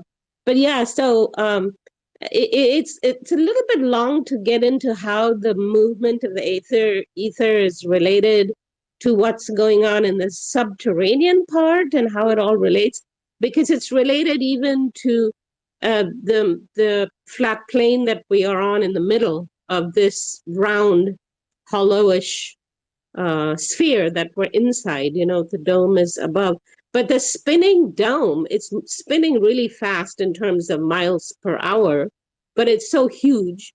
And even though it's spinning so fast, it takes 24 hours for this dome to make one full circle, which is why everything is on a 24-hour cycle. We see the stars come and go in the 24-hour cycle. We see the sun rise and set. and we see the moon doing its thing. It's all interconnected with this. And then when I read about, science talking about like galaxies and stars, that are magnetars that are like beaming out very powerful jets and whatnot. It's all spelled out in the Vedic cosmology, but they've done it in such an incredibly shorthand way with stories that you kind of have to have all the pieces together to make sense of it. But yeah, oh my God, I've barely been listening to you guys for the last hour, I think, and such an interesting conversation. And I would love to attend more spaces with Mr. Javier and Indio. You guys have so much information and interesting things to talk about. And yeah, so welcome back. And I'm so excited that you guys are back. And you guys are literally like the best flat earth space ever. So I'm just so happy that you guys are back. And I would like to connect with you this and that, because I think you'll be very interested in the subterranean realms or whatnot. But the Vedic cosmology also talks about realms that are made of subtle matter, which means that we can't perceive them with these bodies that we have on our flat earth plane right now.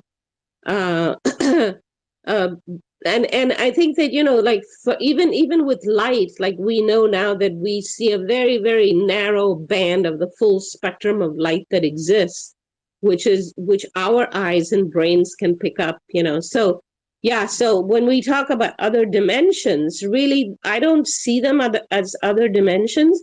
They're just matter, but a very, very subtle nature of matter, which can occupy the same it's all in the dome because it's still matter, so this is our closed universe is all we got, and there's a lot of space here, and there's a lot of frequencies which we mistakenly think of as dimensions, but I mean, I guess we could, because in a sense they are, but it's still matter, and it's still very, very subtle matter, and the descriptions of those in the Vedic cosmology is very fascinating also. So, well, I love all you guys. You guys are just amazing, because you guys are looking for the truth, and that is, and I've heard globers and flat earthers a lot of times that are like, the globers that do believe in God, because not all globers are atheists. I was a glober, right? We were all globers, and I was not atheistic.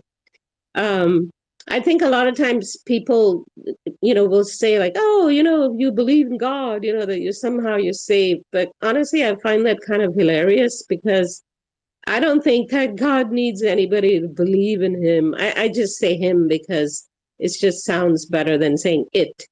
But I think God is above and beyond gender.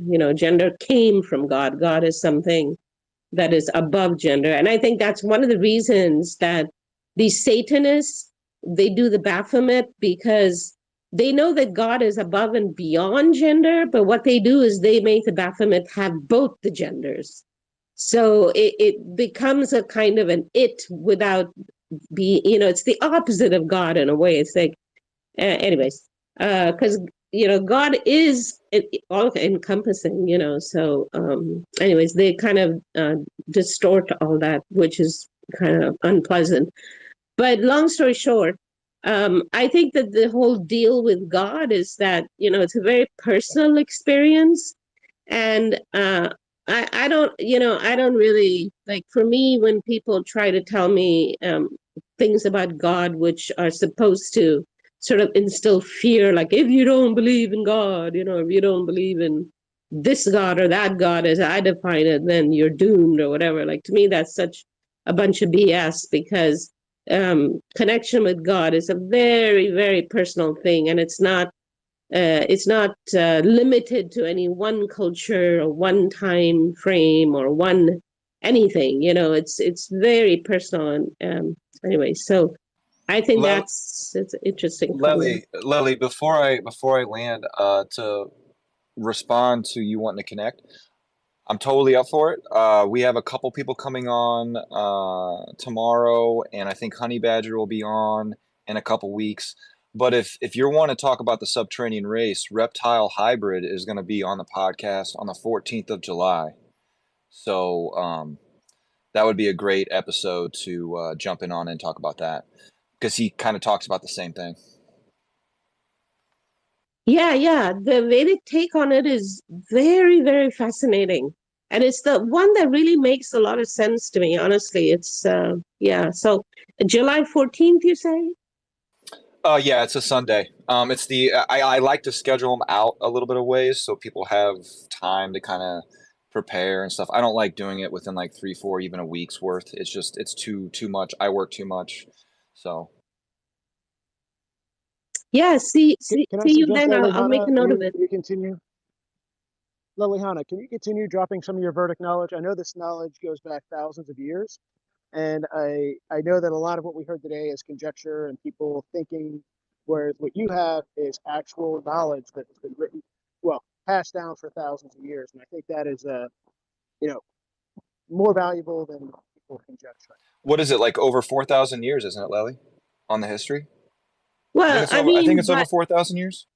It's way over 4,000 years. I know that a lot of people disagree with all that, but these people kept time by the constellations and they invented zero. So they're not going to mistake 100 for 1,000. Do you know what I mean? They're very, numbers came from there. The numbers that we use today, actually, if you look at the way that they're written in Sanskrit, is almost identical to the way we write numbers today. And the Arabs actually learned numbers from India, and in their own texts from over 1,000 years ago, from 1,100 years ago or so, they actually called mathematics and numbers, they called it the Hindu art.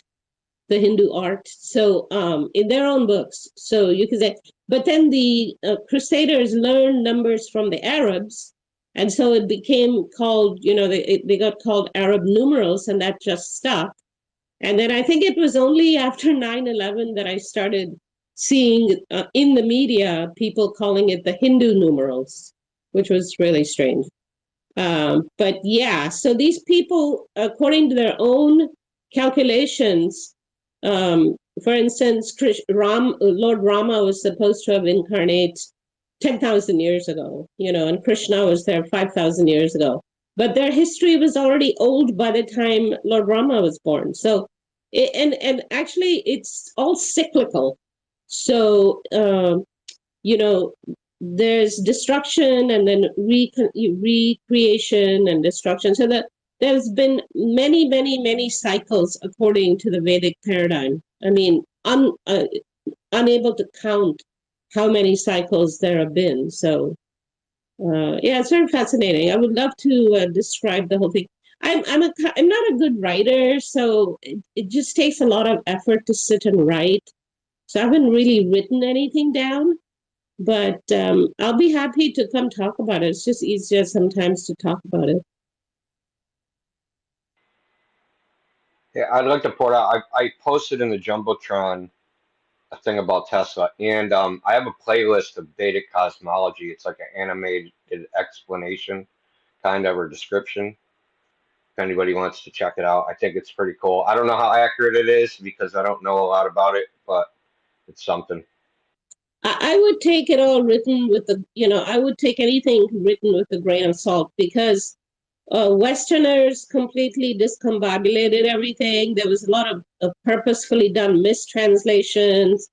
There was a lot of interest in the late 19th century on Sanskritic things. And of course, people like Madame Blavatsky and all those people, they kind of hijacked a lot of the Vedic stuff and distorted it. And, when there's truth somewhere, Cabal goes after it really hard.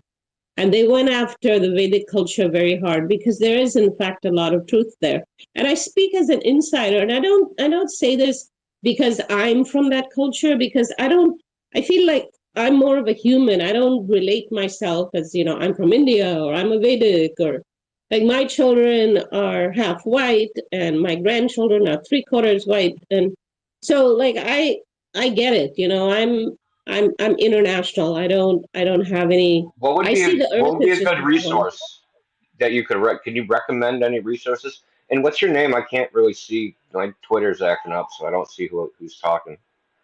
Lelihana. Oh, I follow you. Cool. Yeah. Do you know any good resources that? Because I'm really interested in like other cosmologies and like Yeah, I because mean, I it's know a, the first thing Westerners do is kill the knowledge keepers. So I'm trying to find good sources. well, like I said, you know, you have to take everything with a grain of salt. I was lucky because I'm actually descended from one of the authors of the Rig Veda, and his name was Vasishta Muni, because we keep track of our paternal lineage, because we're not allowed to marry within the same paternal lineage. So we literally know our father's father's father's father's father from tens of thousands of years ago. So, and then on my mother's side, it's a different lineage. It's from Bharadwaj Muni, who was the author of the Vimanika Shastra.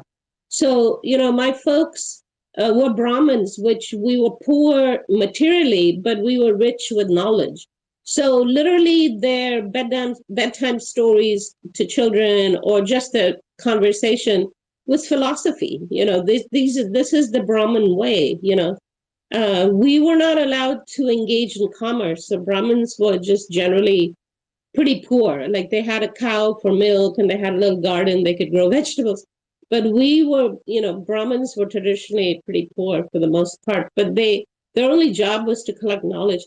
So long story short, basically I think that anything that's written, it's especially if there are Westerners involved with it, you can just basically throw that in the trash because they translate words in ambiguous ways, and that's not how Sanskrit works. You don't just translate words, you know, because sometimes words have many meanings, and sometimes words have one word will require an entire paragraph to actually give you the correct definition. So you kind of have to be an insider to really have gotten the oral tradition, because that is literally more accurate. And sometimes a lot of history and stories were compacted into one small story, which on its face it won't make any sense. But once you understand the culture, and then you understand science, and then especially because I don't discount modern science, it's not all garbage. There is a lot of truth to it. I mean, our cell phones work, right? So, but so you know, just living in current times, it's very fascinating because for me, like all these three have come together. You know, modern science and the Vedic cosmology, and then just the ability to put these stories all together and have them make sense. I mean, I don't claim to know everything, but so far I feel like I have a more satisfactory picture of what our little universe is, because it is finite. Our world is with our spinning dome above than any other presentation that's ever been made by anybody, including all the flat earthers. But I'm learning a lot about flat earth and science and physics at the same time. And the more I learn, the more it matches up with what I'm already familiar with Vedic cosmology. So yeah, as far as guiding you or directing you to anything written, nothing. I have nothing. And like I said, if there was any Westerners involved in it, that it's just basically garbage. Just throw it out. So yeah, and then I think there was also some deliberate disinformation and misinformation because yeah, that's a whole nother rabbit hole to go down. But basically, if you knew the full truth, then you would know that there's a lot of gems and precious metals, and then people would be after all that. So I think they purposely hid a lot of knowledge for that reason. And to talk about persecution, you want to hear about Holocaust. There was, basically a 700-year Holocaust done by Cabal. And I don't like to use the word Islamic because I don't believe that all Islamic people are evil. Or in fact, I know that most Islamic people are good people, just like I know that most people of any religion are good people.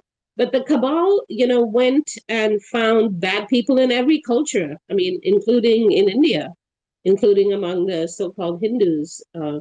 So the cabal has been trying to destroy Vedic culture for a long time, but it can't, because it's one of those things that it's indestructible, in its essence. So I think what you see right now with all the idol worship and all the things like that is the more deteriorated form of so-called Hinduism. But if you really look at Vedic culture itself, it's not Hindu. It doesn't have any kind of dogma or religion. It's universal. It's truly universal if you really get to the core of Vedic culture. And that's how I was raised. I mean, I was extremely fortunate to have, parents that were really bright and really high integrity and discerning minds. And sadly, my dad died when I was 12, but my mom lived till she was 85. And I mean, we would just sit, she was my buddy, like she was my buddy who I spoke philosophy with. And I learned so much from her. And she was trying to tell me about flat Earth back in 2008. And I kind of shut her down because I was such a stupid NASA fan. And that's the one thing I regret so much, because I could have learned so much more from her. What's crazy about NASA is they started in oceanography and then they switched it and went to space. So that is kind of weird that happened. However, I have a theory that they probably found some shit out there that was either made to divert their attention somewhere else or something. I'm not sure. Maybe something having to do with your subterranean theory, because I feel like just because they're underground doesn't mean they don't have access to the oceans. So, yeah. Hey, Liliana, you are such a wealth of knowledge. I would like to suggest that maybe you look at AI and start telling your stories into AI so they can be translated into text, so that we have some sort of, something written down. And, the more I hear about your history, the more I understand that your knowledge is real, actual knowledge of something that most of us have no idea about. And I really appreciate it. Thank you, but I'm still learning. I'm still decoding stuff and I'm still learning. And yeah, thank you. Thank you for the kind words, Liliana. Appreciate that. I don't even know if Seeker was in that space. We talked to a couple PhDs on TikTok and they talked about the ether. One was basically saying that it's like frequency in their mind, and another one was like on a whole different tangent. Didn't believe it at all. But the Glober, I guess you could call him, that we met on here, was basically saying that he wanted to reverse engineer the Machian principle. That's honestly what it sounded like. And he had his own idea of like a different form of gravity, like not Newtonian, not Einstein, not like quantum gravity. Like he had his own idea. So I was trying to get him in here, but hopefully he could jump in and everybody can like build. Proud. If you want to look up something called the optic Russell dynamo generator, or the Wait, Russell optic. Yeah, the Russell optic dynamo generator. It works off the ether. It was created in the early 50s by Walter Russell. It was then sent to Raytheon in the early 60s, and they shelved it and they never shared it with humanity. And Russell only gave it to Raytheon because he wanted to share it with humanity so that war would stop, being that war is mainly over resources and water. So it's that's one of the machines that I'm trying to build. It's just we're in the very early stages. We have to find the material, we have to find the funding, and I have to find the engineers that are actually knowledgeable enough to be able to put this thing together. I'm sorry. Do you know who Matthew Rife is? Yeah, absolutely, 100%. I know about Royal Raymond Rife. I researched him like 10 years ago. Yeah, that's I actually planned on buying a scalar device, or it's called a Spooky 2. Or Matthew Rife has his own machine as well, but it's the same concept, except the scalar or the Spooky 2, it has 3 different frequencies. It's got the scalar, you got the Rife frequencies, and then you have something completely different that builds off of the scalar. And What people don't know what scalar is they have two platforms on this device, on the Spooky 2. You put the incoming platform, you put whatever substance you want on it. It can be a Tylenol, it can be a little nug, it doesn't matter. Like cannabis, doesn't matter. But what it does is you put these two boxes within 20 feet of each other, and it creates a force field. And within that force field, it projects that frequency of that substance in that force field. And your body will feel the effects of that substance without actually taking the substance. And this has also been proven. Rife actually talks about this too. If it wasn't for Royal's nephew, okay, Matthew, coming out after he came across his research, I don't know if we ever would have come across this type of stuff, because they did a really good job on suppressing Royal Raymond Rife's accidental inventions. We actually had him on. Matthew F came and he spoke with us. We Oh, got some clips on our page. I'm gonna go find them in a that sucks second. that I But missed it. Yeah, I just started getting on Twitter like a month or so ago. Like we're very new. oh no, we're definitely due for a part 2. Don't worry, don't worry. Oh, great, Uh, because definitely let me know. I'll be in there so quick. I'm a land real quick. He was just telling us about like his ability to derive electromagnetic frequencies from the atmosphere and being able to send them like thousands of miles. So there's a lot of information, and yeah, we definitely are trying to build, all these great minds together, because I kind of believe that they are using the ether. They just don't call it that, and the people who are the closest to the ether machine, don't know that that's what it's called. It's compartmentalized. Everybody does different parts, so it would Well, be you know very what's easy to you know what's hide. crazy? Since we're talking about the ether, you're probably familiar with like the old world or Tartaria, things of that nature. The idea that technology hasn't really advanced is all the same stuff. Okay, so back in the day, this whole theory about Tartaria, they had advanced technology, free energy, and whatnot. And if anybody knows about Tesla, I don't know. Oh yeah, no one. You're still here. You remember seeing these churches, cathedrals, towers with these copper spires on them, and they were filled with mercury. And what they did is they took the ether from the air and they transported it within the building, and then that's how they electrolyzed or powered everything. Well, I was sitting here driving today when I was talking to you guys earlier when I was going on my way to the grocery store. We have cell towers here, okay? And I took a picture of this, and I'm going to put this on my page because this is crazy. And I've talked about this before. I just could never remember when they came up while I was driving to take a picture. And taking a picture while you're driving probably isn't the smartest move, but whatever. I wasn't going to pull over on the interstate. These towers have spires on them. I shit you not. 2 of them do. And they're sitting right next to a cell phone tower. And these towers are completely different. They have cell phone technology on them, but they're cylindrical in nature. And at the very top are 2 spires, copper at that point. And I don't want to hear anybody say that they're lightning rods, because that shit is bullshit.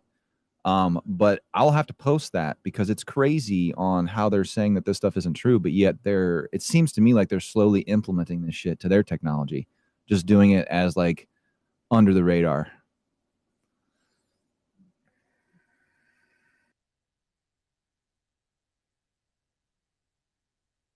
Yeah, they probably definitely don't want this And actually actually, on Sacred, there. can I just post that picture here in the comments section, the purple pill? Yeah, go for it, bro. Yeah. All right. Yeah. I should put you in touch with my boy Keith. He do all the old world stuff. He got a lot of content on his page. Shout out to Keith. It's a curse, dude. I read way too much. And I shouldn't say too much because there's no such thing, but I read voraciously. Post it in the purple pill. I think Milo was next, and then Space Ghost and Bill. You guys, I'm really just taking space up right now because I came up here looking for directions to Jason's podcast, and I found it while I was up here. So, proud and sacred. I'm not happy that you're back because I didn't want you to leave. But welcome back. I love you guys. This and that, I love you too because I support what you said earlier. Well, thank you. I appreciate that. Oh, okay. I love everybody because I feel bad now, but I gotta say everybody now. Okay, bye. It's good to see you, Bisa. Gradiosa.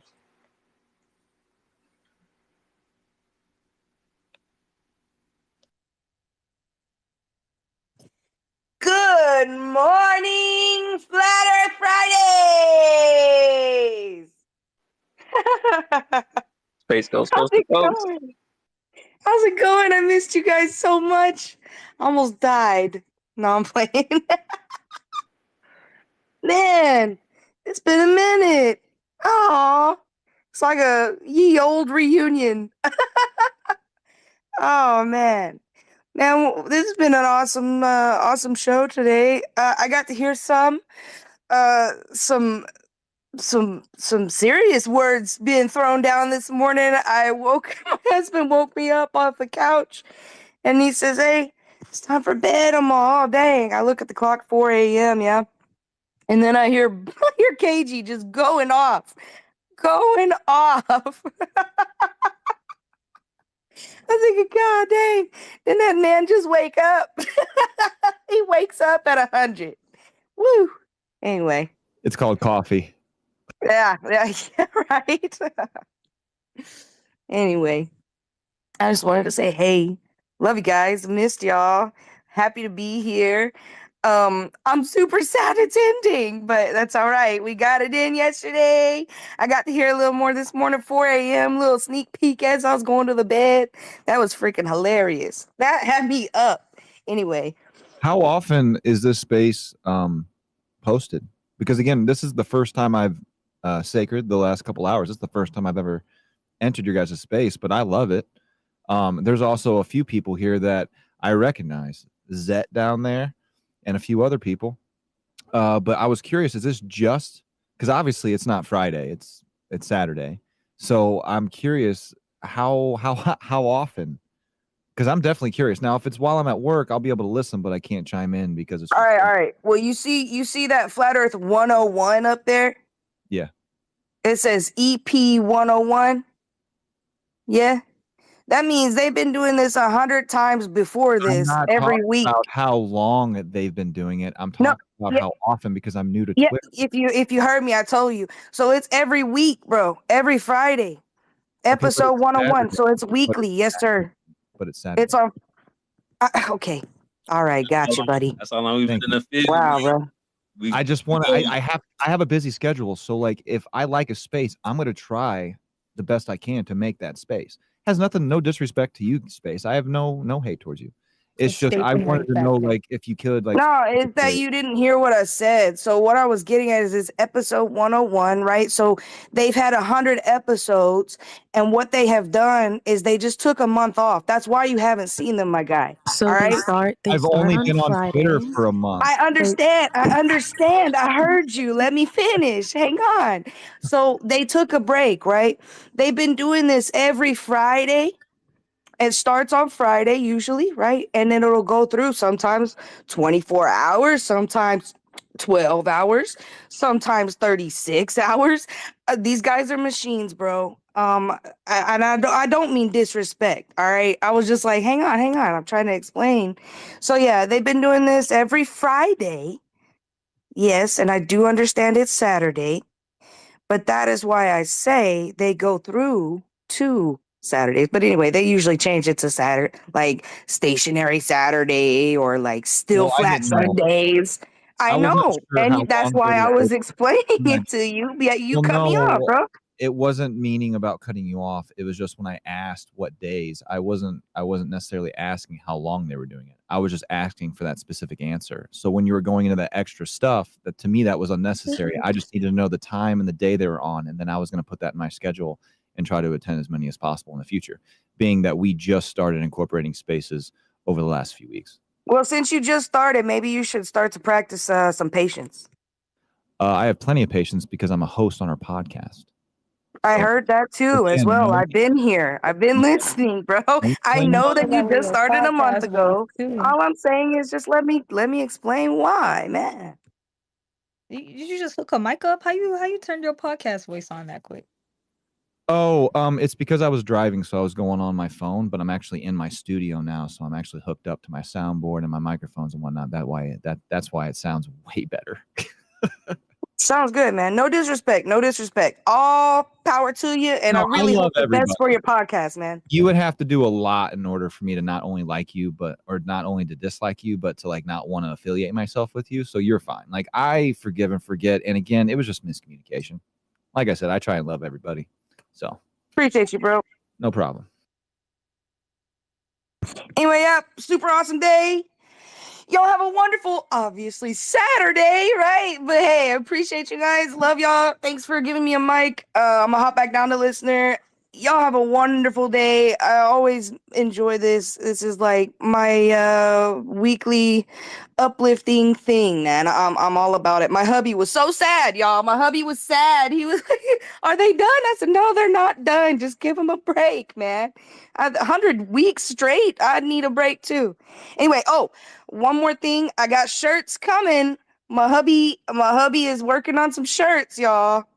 We got one that we're getting together for summer right now. We're almost finished with it. We're getting some the details done, and then we're gonna find out where we should get them printed. And then we're going to have one together for Halloween. So be expecting some new things. Anyway, love you guys. Peace. I'm out.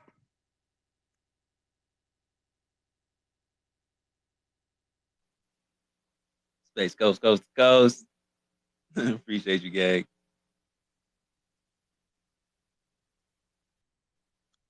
You know, I do love these spaces when people are like, "Oh, we're ending." It happens all the time in Derek Bros' space, but like people say it's ending. It's been an hour since you guys said that, so I just want to know. I completely understand. When I had an episode with May's Love a couple weeks ago, we'd only expected to be on there for 4 hours and ended up going 12 and a half. So it's crazy.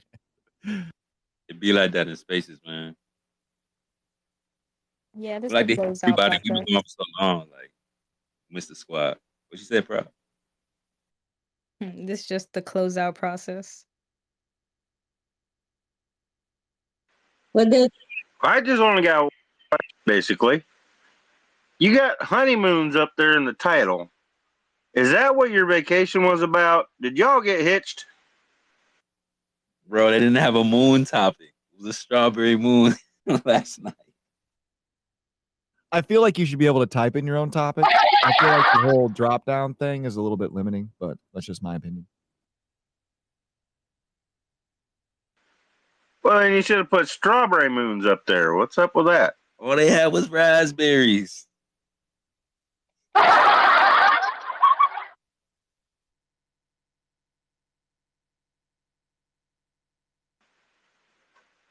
Man, I missed you guys. It seemed like it took forever for y'all to come back. I was ready to delete X and everything.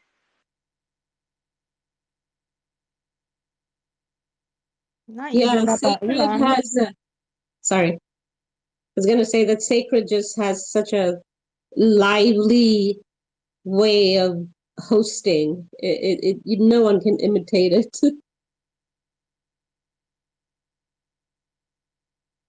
I'm like, how long does it take to charge? Since this is a flat Earth space, I just want to throw something in there to see if you guys have read it.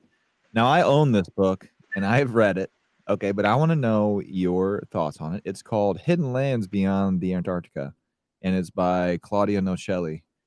I'm just wondering, have you guys ever read that at all or know what I'm talking about? Now, I don't believe it. However, I read a lot of shit I don't believe in, but it explains 178 worlds under the Great Dome. And being that you guys talk about the firmament and whatnot, I thought maybe you guys would be interested if you haven't already dipped into that.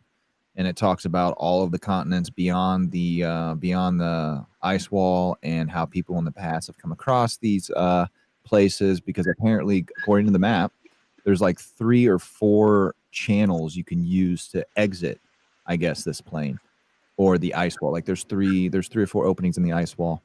And if you look at the map of all of these worlds, it's massive. I mean, they got a land called Mars, pretty much every land that's over a planet that we believe are planets. I'm just curious if you guys have read it, because I came across it about 1.5 years ago, And this was way before I even started thinking about flat Earth. But it was super fascinating because a lot of it kind of makes sense when it comes to like different races in the past and civilizations. But I just wanted to throw it out there, see if you guys have read it. Yeah, this sounds similar to the. I'm sorry. Ben. Sounds similar to the Iron Republic. Now that I'm not familiar with, could you elaborate on that a little bit? Well, Dave Weiss talks about it all the time. It's a book that talks about lands beyond Antarctica, and this guy goes out there, and then he gets shipwrecked, and he's stuck there for like a decade or so, and then he comes back and tells everybody, and then he ends up going back there and living. That's very interesting. I'll have to look that up and read that too, because I love that stuff. Yeah, there's several books on it. A lot of flat earthers are open to the idea of extra lands, particularly the Admiral Byrd exposition that he says. A lot of people are iffy about him because he's a Mason, but a lot of people adhere to his testimony of a America-sized continent, but just beyond the ice wall. So, yeah, we're definitely open to that idea. Fortunately, we don't have free exploration to do so as of yet. But hey, thanks for inviting me back on. The Iron Republic, you can find it on YouTube. Just search for the Iron Republic by the Morgile. He read the whole book, did a great job, or you can just get the book. And it's great. And it basically, you just told the synopsis, he didn't get shipwrecked. He got lost, went through a channel in Antarctica, ended up back out in the ocean. None of the stars matched, was lost at sea for a couple months, found land, found a city, and ended up living there for 10 years and told the stories of flat screens and a whole different government and money and system, and came back to Florida and told the story in 1901, right? So whether it's true or not doesn't matter. Rings true to me. But they were talking about more land beyond Antarctica. Whether it's a true story or not, they were talking about more land beyond Antarctica. So that's one there. And then the other one, the Claudio book series, I recommend all of his books. They're fantastic. Yes. I don't know if they're all true, but basically it takes the story of Star Wars, of traveling, you have the Federation, and there's hostile lands and non-hostile lands, and it puts it all here on a possible flat Earth. It puts the story here on something that's travelable, doable, scientifically possible if the Earth is flat and enclosed, versus the craziness of outer space. So the movie in the book, they say everyone that travels between these lands, you have to be of a certain spiritual level to go to some lands.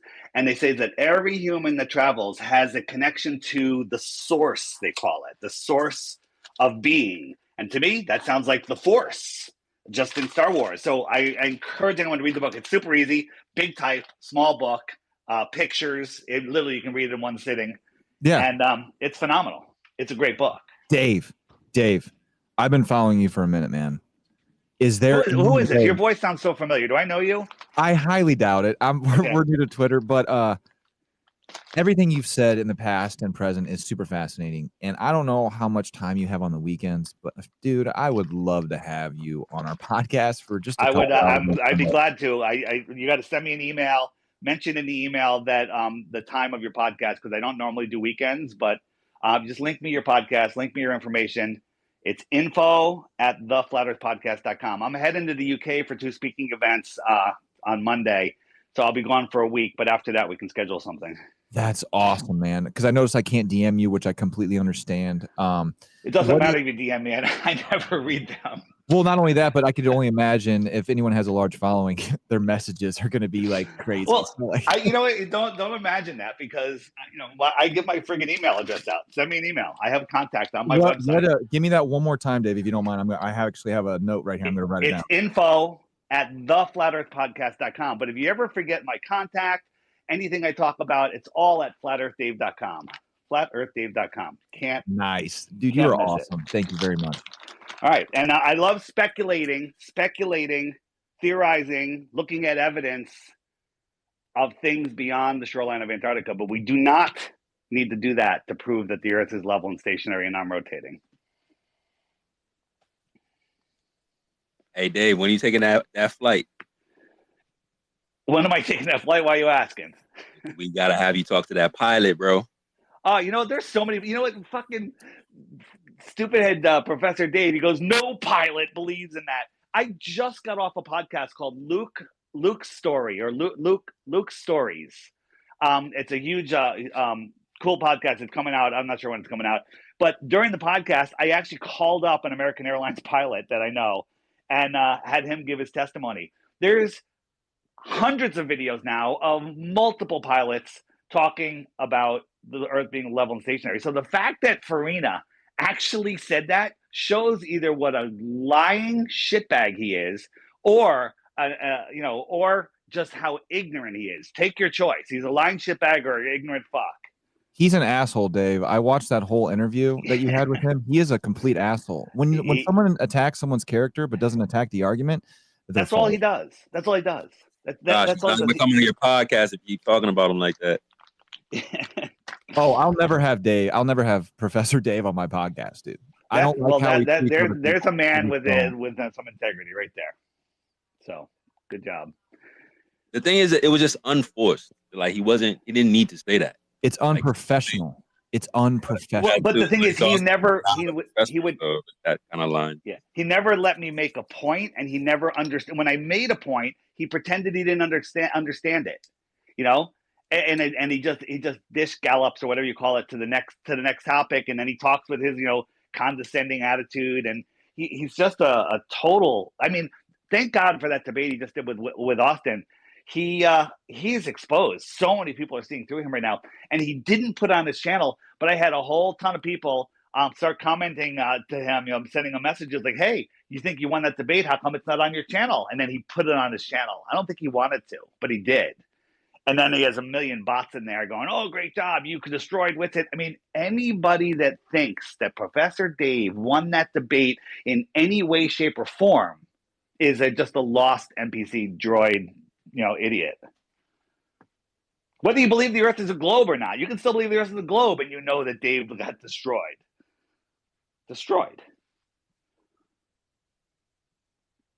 Yeah, I think the way that Dave behaved, I call it the drunken monkey. I mean, he literally, look at him, his body language and how he was slinging his hands around and the expressions on his face. It's horrible. It was horrible. Horrible.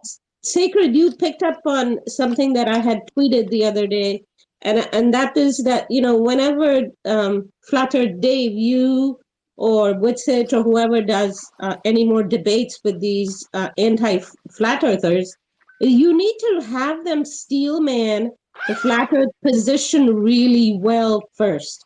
Because otherwise, they're not even worthy opponents. No, you're right, and I purposely don't engage with anti-flat earthers. I love globe believers who are honestly looking. Those are the best. That's what you guys are looking for. But we get these people in here that just will not look, will not accept, will not learn anything new. I mean, the fact that Dave's been at this so long and he does not know how the sun sets on a flat Earth is either ignorant and stupidity, because ignorant isn't a bad word, so I'll add stupidity to it, and or just purposely deceptive. Either one. We should say the same thing for Billy Carson, because he did the same thing on Joe Rogan's podcast some days ago. You see him crash out on them, like, hey, get this man out of here. Hey, I want to do a shout out to Mike Jones, who pointed out to me earlier I used the word celestial 4 times when I was talking about the sun setting, and celestial is a combination of terrestrial and celestial, right? But I am now declaring celestial as a real word, all right? Just because it's not in the mainstream dictionaries doesn't mean it's not real. I'm declaring celestial a real word. Okay? You heard it here on Flat Earth Saturdays. You coined a new term. I like it. Coined a new term. Stationary Saturdays, Dave. Stationary Saturdays. Stationary Saturdays.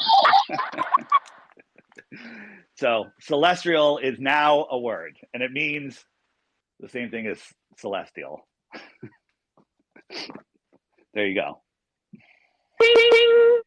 I wanted to just say really quickly that, there's lands and oceans beyond Antarctic Basin, and it looks like Antarctic Basin is, under 20% of the total area of this finite flat Earth. from what I can assess through combining Vedic cosmology and whatnot. But I honestly don't think that there's entire civilizations on the surface of the rest of it, because they would actually need a stable sun to give them life, you know. And So the other let me just planets, throw this theory out there to give you a possibility. I'm not claiming this is the way, but it yeah, sure makes sense to me. So in the Bible, if you want to follow the Bible, God says he created the sun in the firmament. Well, in the firmament isn't inside below the firmament. We're below the firmament. Like when you put your milk in the refrigerator, you don't put it under the refrigerator, you put it in the refrigerator. So if the sun is above our dome or within the firmament, then we're seeing its apparent position kind of reflecting into our dome. Like if you're out on a sunny day and you're looking at cars on the road, you'll see that each car window has a sun, that has its own sun in it. So if there was more land with either a superdome or individual domes out there, that same source sun, God, if you will, could be projected into all of those domes at the same time. That's just an idea, throwing it out there. It makes a lot of sense to me. Don't know if it's true. I was but just you saying, do have a point. well, You scripture. do have a point, but remember that our sun is making this. You know, we have all the circles because of the way that our sun is traveling within our dome. So I don't know. I don't know that the sun is really doing the same thing outside of the Antarctic basin. That was my point. But my point is that also, if these cultures know how to harvest etheric energy, then you could have, you know, you could have cities that are running on artificial heat and whatnot if you have the energy. Right. The reason I say that there are not other civilizations on the surface of flat Earth is that the other planets, if they are in fact sun-like or moon-like or whatever, you know, putting out heat or cold or whatever, they move too fast. So, for instance, our sun takes literally 26,000 years to make one full cycle around, you know, in its lane, so to speak, right? And so it seems like all these planets have their own lanes, and they're moving on an average 200 miles per day, whereas the sun is moving on an average about 3 miles per day. So we're going 3 miles per day. You know, one thing, Dave, that you should also look into is that there have been literally hundreds, if not thousands of people saying, I'm one of them, is that we are noticing just in the last year or two that the sun is rising and setting slightly more due north and northwest from the perspective of North America anyway, because I'm in the Pacific Northwest. From my perspective, it is moving slightly more north and slightly due northwestish, but more north really, than it ever has, because the sun is falling on parts of the deck it never reached even 3 or 4 years ago. It's very slight. Like if you don't pay attention, you won't notice it. But loads of people are saying, hey, the sun is reaching parts in my home, which I've lived for X amount of years, which it never has reached over there. So the sun does move. I agree. There is some movement there, and you know, need a lot more thinking about that. But I want to throw something else at you. You guys have witnessed during an eclipse that the shadows, when the sun rays come between the leaves on a tree, you see all these little eclipses on the ground, right? You guys have all seen that or witnessed it yourself? Yeah. Anybody? Okay, so that's interesting. But during regular, when the sun is not being eclipsed, you never see that. You see a scattered, diverse light, right? So for the last couple of weeks, and I don't know if this is everywhere. I haven't witnessed it myself. But Ross from Space Busters, if you know who he is, he's a very good researcher.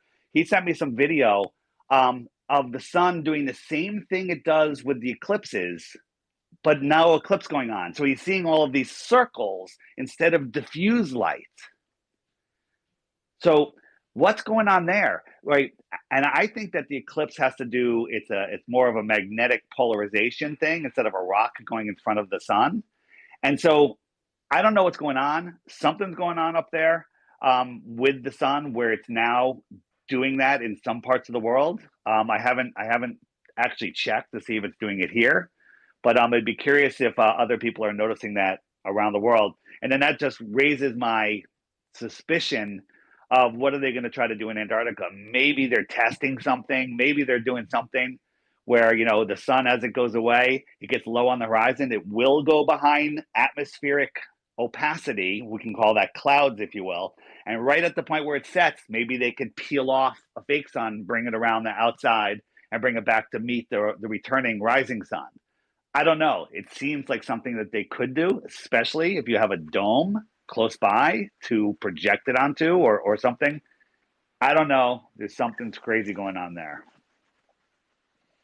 Here's what gets me. Scripture says that it's within between the second and the third firmament, but yet when you get a close up and a zoom of it, you can see it nestled in the clouds like an egg. So is the first and second firmaments like completely clear, or what? I think the whole clouds thing, honestly, I think that's just like some weird perspective thing. I don't think the sun is that low at all. I think that's just, I think that phenomenon would work even in a globe model, honestly. I think it's a optical illusion. I don't think the sun is physically in within the clouds. Oh, a lot of times the globers try to say that the way the sun moves, it wouldn't work on our Strawman AE app, which is the globe model stretched out. And I used to use Dave's example, but I'm glad I watched the debate. The coffee cup caustics, which I just put in the nest, explains that well, where they say the way the lighting happens throughout the year wouldn't happen on the Strawman flat Earth, which is it's false, definitely patently false. And to answer to Bill's question, are there different densities of the firmament? That's actually a good question, because I think about what they say about redshifts of the distant expanding universe. Well, if you have a medium of different densities, the way frequency, the wavelengths of said frequency that would go through said mediums would change, and it would simulate empty space and a distant light repeating back to you in a redshift. So different densities could produce the same thing, which is interesting. Would that mean different layers of a firmament or of different densities? It's something to think about. Yeah, they have us looking up at the sky. I love these conversations, but again, you don't need to look up at the sky or speculate what's beyond where we're allowed to go to prove that the Earth is flat and stationary. So, you know, for all the purists out there that say don't ever talk about that, take a hike. We can talk about as much as we want, but just know we don't need to prove the Earth is flat. Well, those that don't want you to talk about something are usually afraid of whatever it is they don't want you to talk about.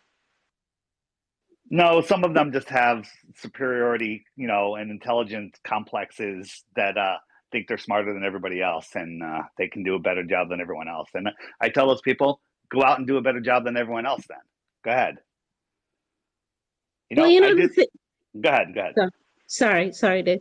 The thing about these debates is that, the anti-flat earth type debaters, they'll always say, like, give us a model, give us a flat earth model. But I think what we really have to emphasize is that the first step is to determine that we are not on a spinning globe.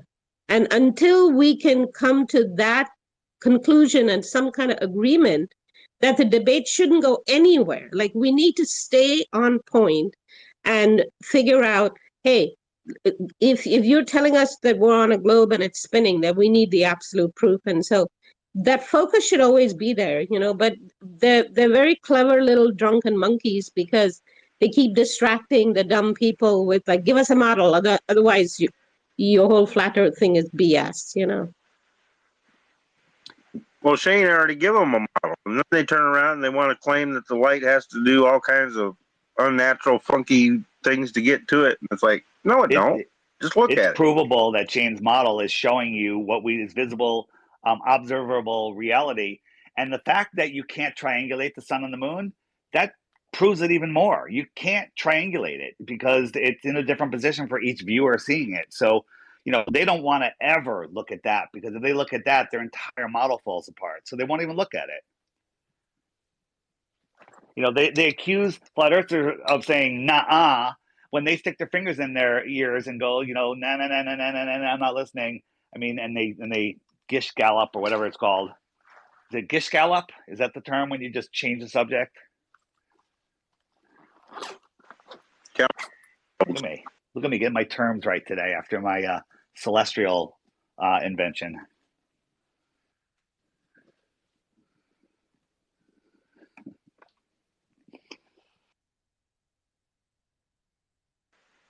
But they're definitely disingenuous when they turn around and they don't want to look at it, and they turn around and they lie about how the light has to go and all that kind of stuff. They're like Giovanni and all them. I tried to get them in here and they won't do it.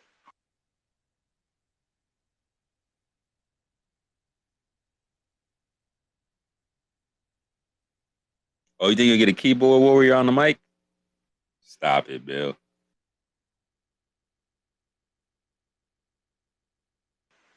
But isn't he supposed to be Franco's workmate or whatever?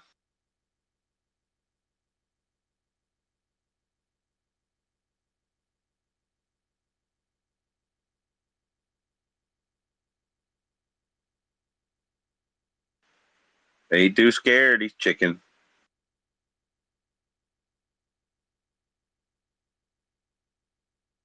He ended up in a pinned tweet. Never came back since.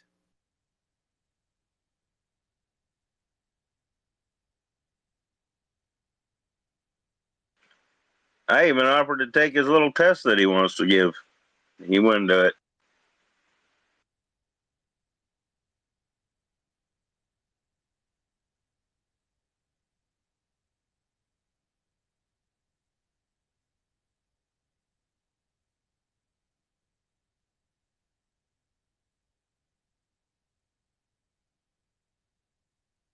It is episode 101 of Flat Earth Friday, Stationary Saturdays. Comeback season 2.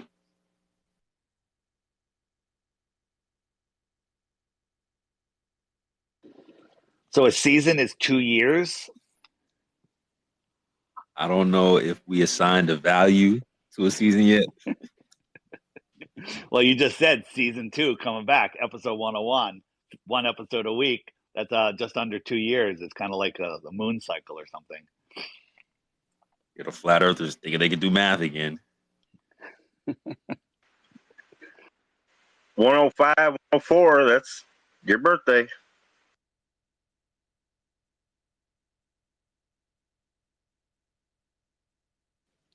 It's amazing. Or should we call it It's amazing that you're doing episode 101 and you still need to teach Flat Earth 101 to the anti-flat earthers. Amazing. But you have no idea how many people really just don't understand the globe. We were on TikTok the other day. And I was just chilling over there. And they'd be so triggered. I started to ask one of the main guys who hold these anti-flat earth lives. And I'm like, yo, can we explain like the quote unquote red shadow on the blood moon? It's sacred. The blood moon is not a lunar eclipse. I said, what, bro? You be up here every day talking about anti-flat earth rhetoric and you don't even know that a blood moon is a lunar eclipse. Now, I probably won't hold a average globe earther to the same standard. I mean, I think we all should know what a blood moon is and a lunar eclipse is, but you holding these conversations talking so much craziness about flat earthers. You don't even know what a lunar eclipse is. But it be that type of stuff, man. It's unfortunate. They kind of need us.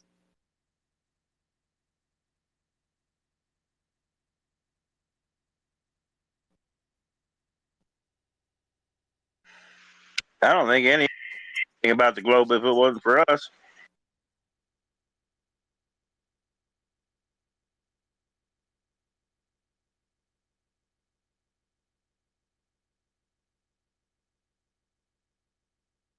I think we all could learn from each other. And I don't think that's a problem.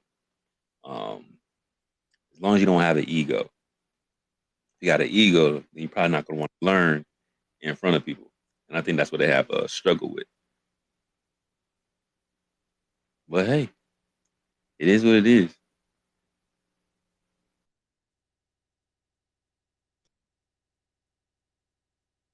I think we're going to wrap it up pretty soon, guys.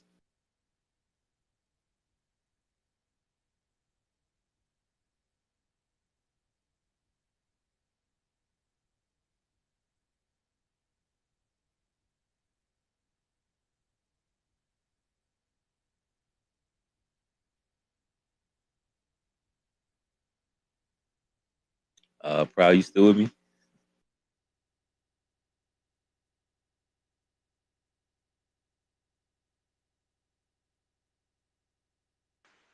I think she fell asleep. Cyborgs don't sleep.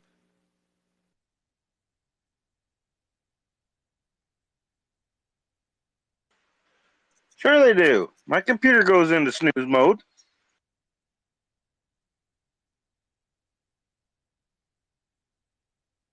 I'm charged up. I'm charged up.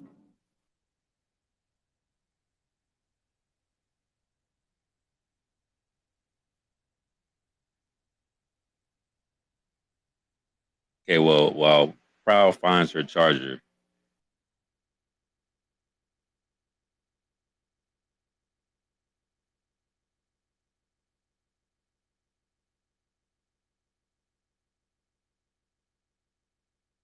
last round of mic, y'all. Last round. Well, since it's a strawberry moon, maybe we should break out the strawberry wine.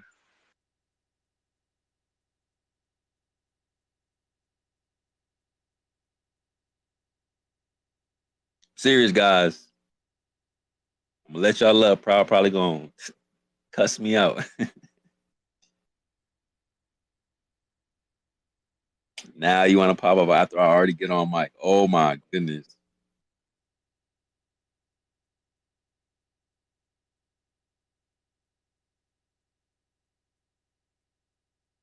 It was nice seeing everyone.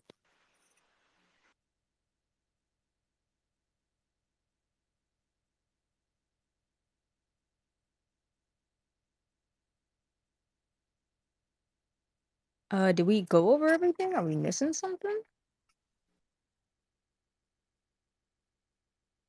We touched on a wide range of topics today, this evening.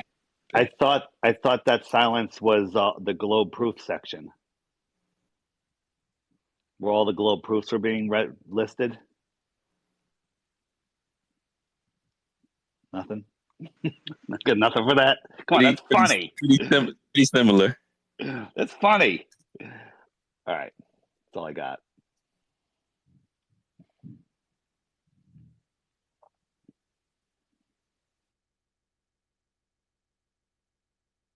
Bruh.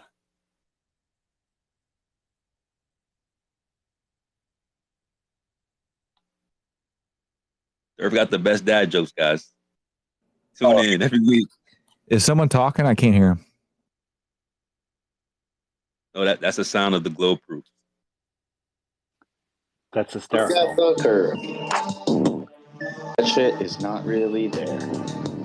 That shit was optical. But the earth is a pear, right? Not. That shit is flat and not moving. Hey. Looming hyena stay looming. Got my P900 zooming. Hey. NASA come find me and shoot me. I'm seeing shit that I should not see. Only one reason why that could be. Looming hyenas are looming and feeding the trolls. What a catastrophe. Come to the dark side.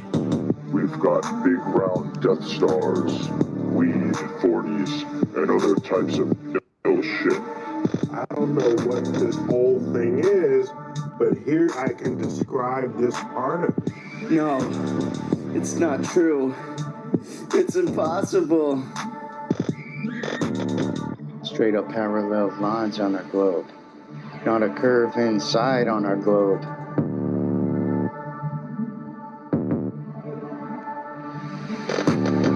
Straight up parallel lines on our globe.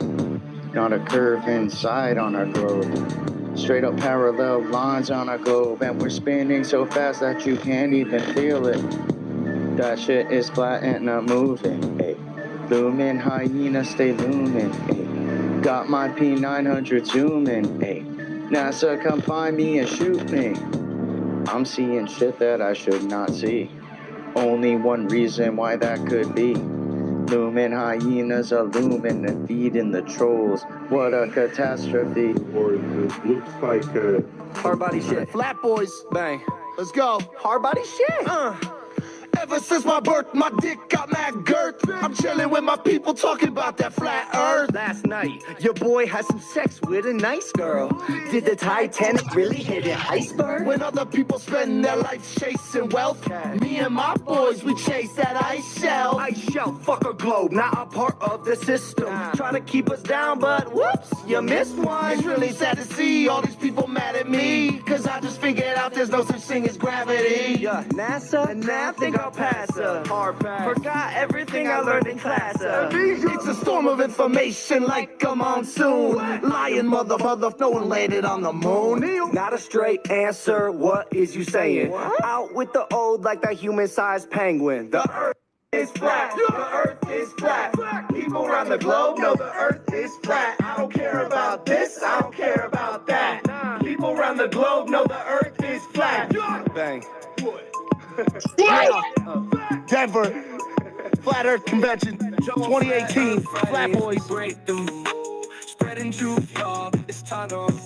No globe, no curves, just a plane that's flat. Keeping you up all night, no need for a nap. Conspiracy theories, they're the top of the town.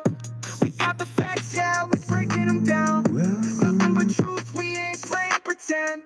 The world flat, it's time to comprehend. Late night sessions, we dive deep. Calling it a curve when it fits their objective. Taking you for a ride. No sleep tonight, cause we're wide awake. Questioning everything, the rules we break.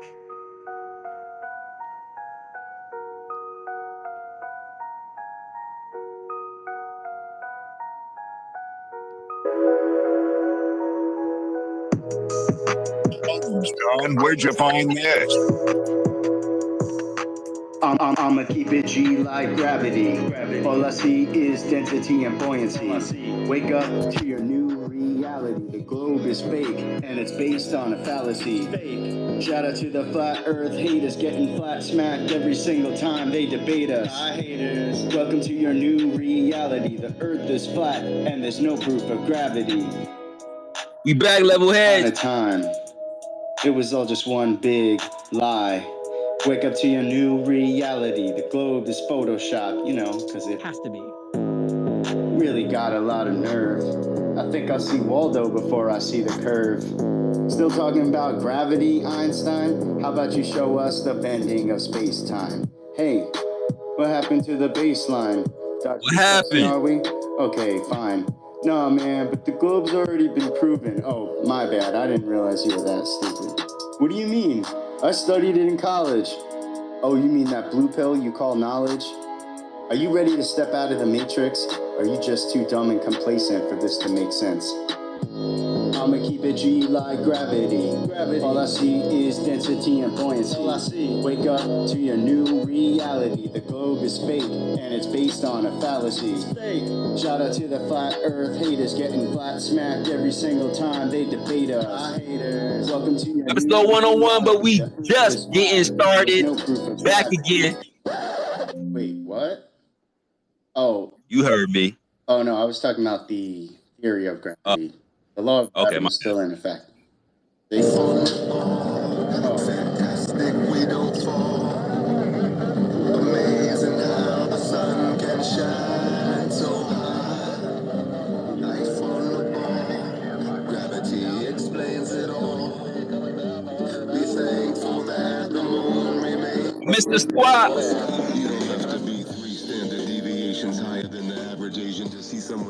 down your leg and telling you it's raining?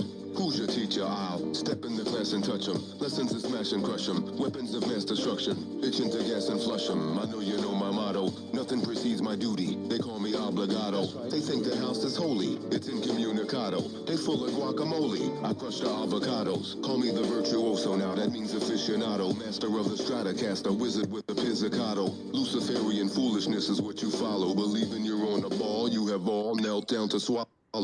Fuck all your bravado. Kept the light this week. To Dubai, you're dead or your head's just hollow. I used to marvel at your little blue marble, but now it's impossible to continent your global model. Life. And he coming.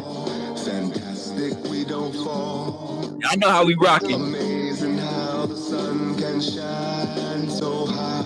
That's what they told you. Life's on the ball. Gravity explains it all. That explains everything. Be thankful that the moon remains in your sky. Yo, Dubai's back to blast tracks and ask you questions. Final mass class, the last flat pastor's pending. First class, broken glass, globe package sending. With a message to the Jews that your reign is ending. Like Payday said, warriors are gathering. So here's a smattering of what your stupid fucking sheeple ass should be asking NASA. Why the race with Rasa? How'd you get there faster? Where's the original tapes and telemetry data? You said you lost it, but what's the cost? You spend billions of dollars turning us all into ballers. Now take the fallen while you're stalling. Ponder who you Jews and Masons gonna call when the ball is burning. When the world ain't turning and the people learning that it was you that lied to us, told us we were moving. My mission's coming to fruition. I don't envy you, dude. The end is coming so soon. Your blue moon is through. Life on the ball. Life on the ball, baby. Fantastic, we don't fall. Astounding how we don't fall, baby. Amazing how the sun can shine so high. 93 million miles away. Life on the ball. Life on the ball. Gravity explains it all. That's what they say. Hey, what y'all want to talk about next week? Y'all gonna be here, right? Behave hostile when you question the orthodoxical nature of their gospel and present several obstacles that render it impossible to reconcile the assertions they read in periodicals. The masses can't stop screaming with emphatic passion. They have been inculcated in a dogmatic fashion. They do not know the extent to which NASA's lying. They can't wrap their curved mind around the flat horizon. It isn't that surprising when they feel they got a license to utter fallacies like Neil deGrasse Tyson. Saying the earth is pear-shaped. What, you freebasing? You are just an actor, clown, front man, Freemason. Tilting your earth 23.4 degrees, leaving you with 666. Now you're on your knees. Filleting these demons, see Satan has stolen your power at 66,600 miles. Which globe are the co-host Flat Earth Fridays next week? Let me know. Fantastic, we don't fall. You've been stuck in a spin cycle. Will they accept? How the sun can shine so high. Life on the ball is magical. Gravity explains it all. Nothing short of laughable. Be thankful that the moon remains in your sky. You better count your lucky stars, Earthling.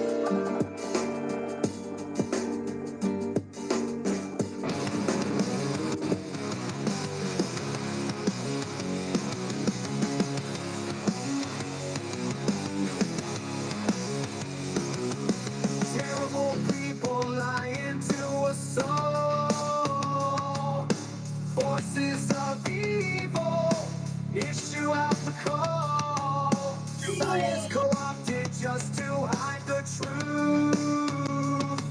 Deception concocted, brainwashing the youth.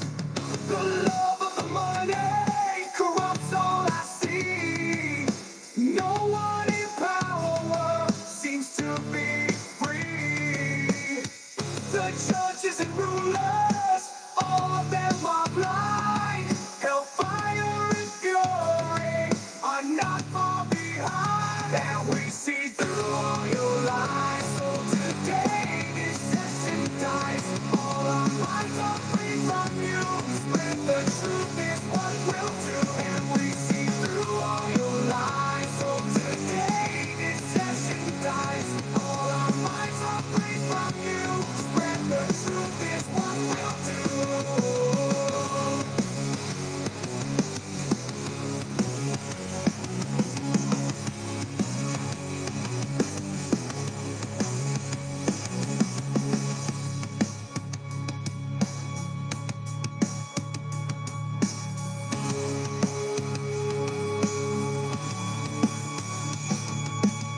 Dogma mystics plotting for a fall.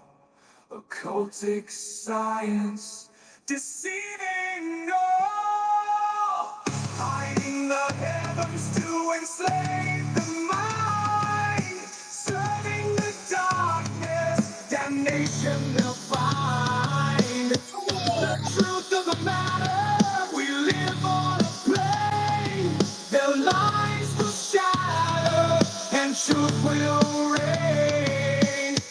Humanity wakens, they lift up their eyes. They all see clearly the truth in the sky. And we see through all your lies. So today, this session dies. All our minds are free from you.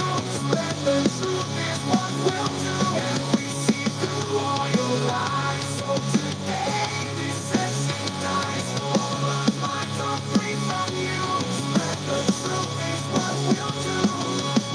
Judgment is coming. There's nowhere to hide. The downfall of darkness, the crushing of pride. Total devastation, evil is destroyed. So all creation cries out overjoyed. No one can escape it, the end is near. But the true and faithful have nothing to fear. And we see through all your lies. So today, this session dies. All our minds are free from you. Spread the truth is what we'll do. And we see through all your lies. So today, this session dies. All our minds are free from you. Spread the truth is what we'll do. Spread the truth is what we'll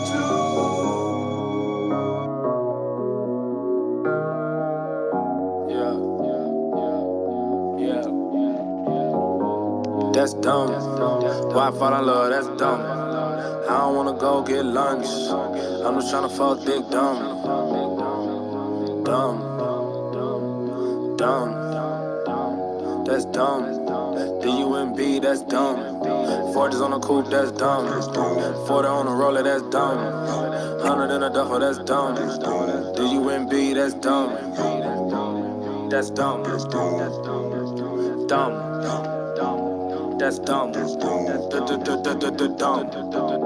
I just tell her how it come to me. Gotta make it sound fly for the dumb niggas. I swear to God, I'm trying to find out what they want with me. I guess the music gave me human till they done with me. And when they done with me, next one. Stages agree, beauty's on step one. Forrest gone with the quotes done. Cheated, I'ma go Teflon. Paranoid niggas sleeping with the pump deep. Underground military bases, that's dumb. Bobby on the beat, that's dumb. I don't undersleep, that's dumb. N-U-M-B, I'm numb. In the studio getting blow to the realest shit I ever wrote. In a world where they give you with a Z, then say your ass the antidote. That's dumb. Dumb. Why I fall in love, that's dumb. I don't wanna go get lunch. I'm just tryna fuck dick dumb. Dumb. Dumb. That's dumb. What up, B.O.B.? D-U-M-B, that's dumb. Forges on the coupe, that's dumb. 40 on the roller, that's dumb. 100 in a duffel, that's dumb. D-U-M-B, that's dumb. That's dumb. Dumb. That's dumb. Dumb. Yeah, who you know really done buy? Riddle me that. Who you know talk this much shit on the track? Once you say your soul, no ain't no getting it back. Who you gonna have to be much quicker than that. Asymmetrical flows and metaphysical raps, invoking pivotal moment, exposing criminal acts. For those that live in the mask, I show the critical mass. They try to give me your rule, but now the ceiling is crack. Now the ceiling is crack. I will not fall in the mud, I will not fall through the cracks. I know that where we're headed is where we've been in the past. What happened to Sasquatch? What happened to Anthrax? What's half your advance at? What happened to loyalty and having your man's back? Wherever the red, the white, and the blue lands at, we could have natives and never give them their land back. Let's go. That's dumb. Why I fall in love, that's dumb. I don't wanna go get lunch. I'm just tryna fuck dick dumb. Dumb. Dumb. That's dumb. D-U-M-B, that's dumb. Forges on the coupe, that's dumb. 40 on the roller, that's dumb. 100 in a duffel, that's dumb. D-U-M-B, that's dumb. That's dumb. dumb. That's dumb. If it's part of the show. Welcome to the show. If you don't know, it's part of the show. Didn't they teach you to reach for the stars while opening up the bars and keeping you chained down with mortgage bills and cars? Vaccines for your arms, kids sounding like supercharged, caffeinated hate-filled scars and rage-quit repertoires. No answers for yards, caught up in emotion that's not even yours. Imposter truths like impeccable retards, lined up for your serving of Gish Gallop and wars. No remedy can save the lost, in love with the yarn. I'm tired of walking into refracted shards, poor science displayed by disgusting bards. Soaked in sin with your dupe is the light for a new hand of cards. Been so long, seems like for love I'm just too hard, I'm just too hard, that's it. Welcome to the show, where you don't know if it's part of the show. I am back. What it do, baby? If you don't know, you don't know. Intoxicated ache makes you believe you're spinning in space while you have no shame or grace. It's a disdainful state I used to contemplate, how to save myself from my own self-hate. Wonder why I was even made with a dreadful fate, forced to try and awake with a full plate. No one to help me stay awake or educate. I've had to liberate and fight through hidden gates. But my brother, heaven could never be late, and rockets don't work in space. It's all fake. The show is on Mars. It's a joke, but you're too far gone. It won't be long. Fepe's beak is strong. We have our song and we'll Shout out to Level Heads, man. We're gonna see y'all next week. knowledge leading to God's holy pond and lives of truth that hits the bong and Stay sings the tuned song, in. turns Stay tapped mankind from the in. wrong. We come in peace with a holy gown and all of us wearing Check out our holy pinned tweets. crowns. Check out So any the earth is content. flat and we probably just won't get along. Just to go along, I said, welcome to the show. Always new content coming. If it's part of the show. Your favorite anti-flirt getting packed up. If you don't know, you don't know. Gave y'all a little light 13.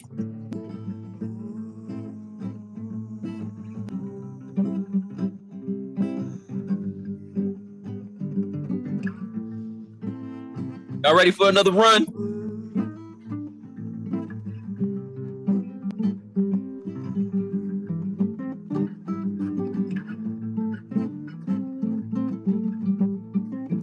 Top five, top five, top five.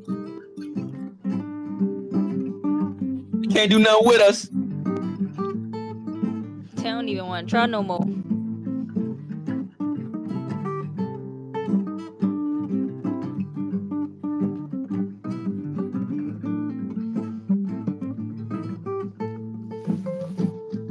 Flat Earth Fridays.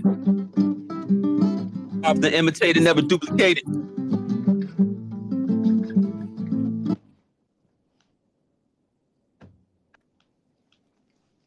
You never know who's listening.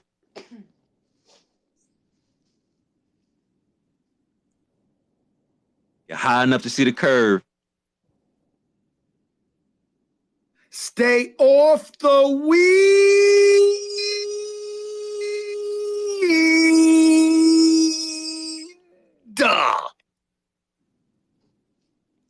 We out, Level Heads. See y'all next week. Gang.